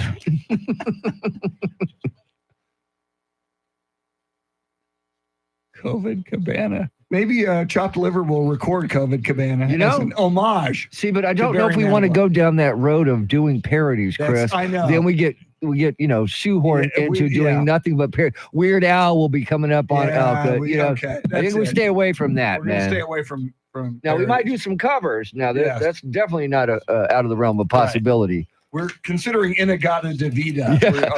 The extended dance mix. Yeah. You thought 16 minutes was long. Wait till you hear ours. It's going to go on for like 45 minutes. I hope Barry can drum that long. We should do a long song. Inagata Davida, American Pie. Do you feel like we do? Yes. All the bathroom songs from when you were a music DJ.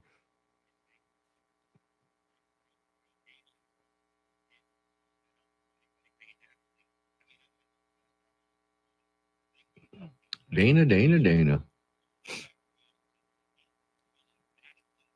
She doesn't need to have work done, unlike Kellyanne. Dude, I saw her on Instagram yesterday out with her dog in Central Park in shorts. Yeah. Was she in Chicago? Well, then I guess it was an older video, but it was out yesterday.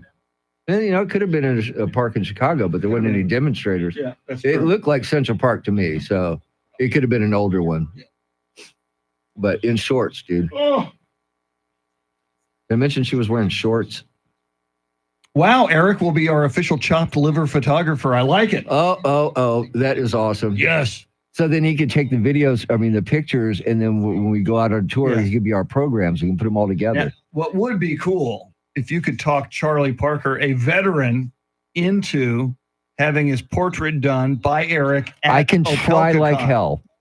I will try like hell. If he But I saw- don't like my picture taken. If he saw the work I know that Eric does, And that's what we'll show him because I've Yeah. got some examples and emails that I'll show him. Yeah. I just got to get him in a good mood and, well, maybe we'll get him drunk at happy hour.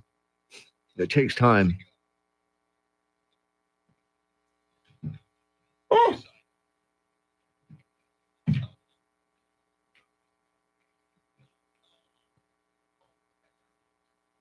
Just going to talk. Yeah, to Cindy, her. we talked about that very early in the show. In fact, somebody who was in here, Lucinda, was at that. Yeah, she was at the show last night. Yeah. Barry show in Austin at the Moody Center. And she was very moody this morning. I Yeah, don't she know was. why. I don't know Must because have she been didn't sleep. Something about the Moody Center. And I hope she's doing a promo. Yeah, because if we don't do it, it's going to quickly. We got to vacate here, and we can't do it. We got to go someplace you else and to I do it. should just do one. Well, that's what we're going to end up have it doing. in the can. That's what we're going to end up doing because Is she- I mentioned it to her yesterday. I walked down there and I said, "Look, you didn't make it down there, so we got to get out of the studio." So we went ahead and did one.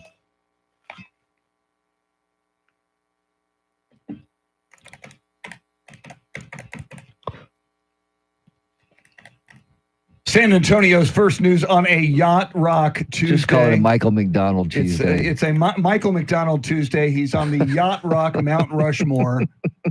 We're going to hear, speaking of music, more of you and your talkbacks, a hot music playlist. But first, Charity, what stories are you tracking? Former President Obama and his wife Michelle are among the scheduled speakers for day 2 of Chicago's DNC. The parents of a Texas school shooter have been found not liable by a jury, and San Antonio is bracing for record-breaking heat. We'll have details right now, traffic and weather.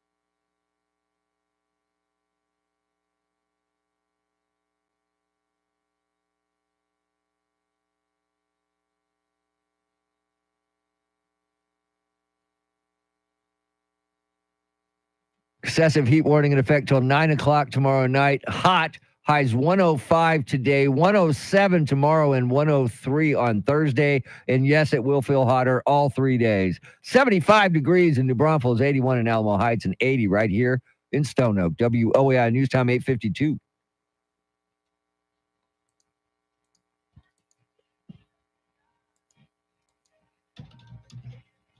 San Antonio's first news, Yacht Rock Tuesday. Our thanks to Andrew Zimmel, our Yacht Rock DJ, the operations manager of 1200 WOAI, and the man in charge of our YouTube feed, our stream. Search for 1200 WOAI there. You can be a part of it. There's a cool live chat as well. We have gotten an overwhelming response all morning long. The heat, and be very careful out there today with this excessive heat warning, but we're building a playlist. We'll play it on Friday. It is heat and hot weather inspired. And Mr. T, we still got a bunch more. Oh, we got a bunch. We're going to try to get a couple in here. It's Tuesday, so why not go to Tuesday? Good morning, WOAI. This is Tuesday on Tuesday. Imagine that. I say Summer Nights would be a good one from Greece for your Friday soundtrack.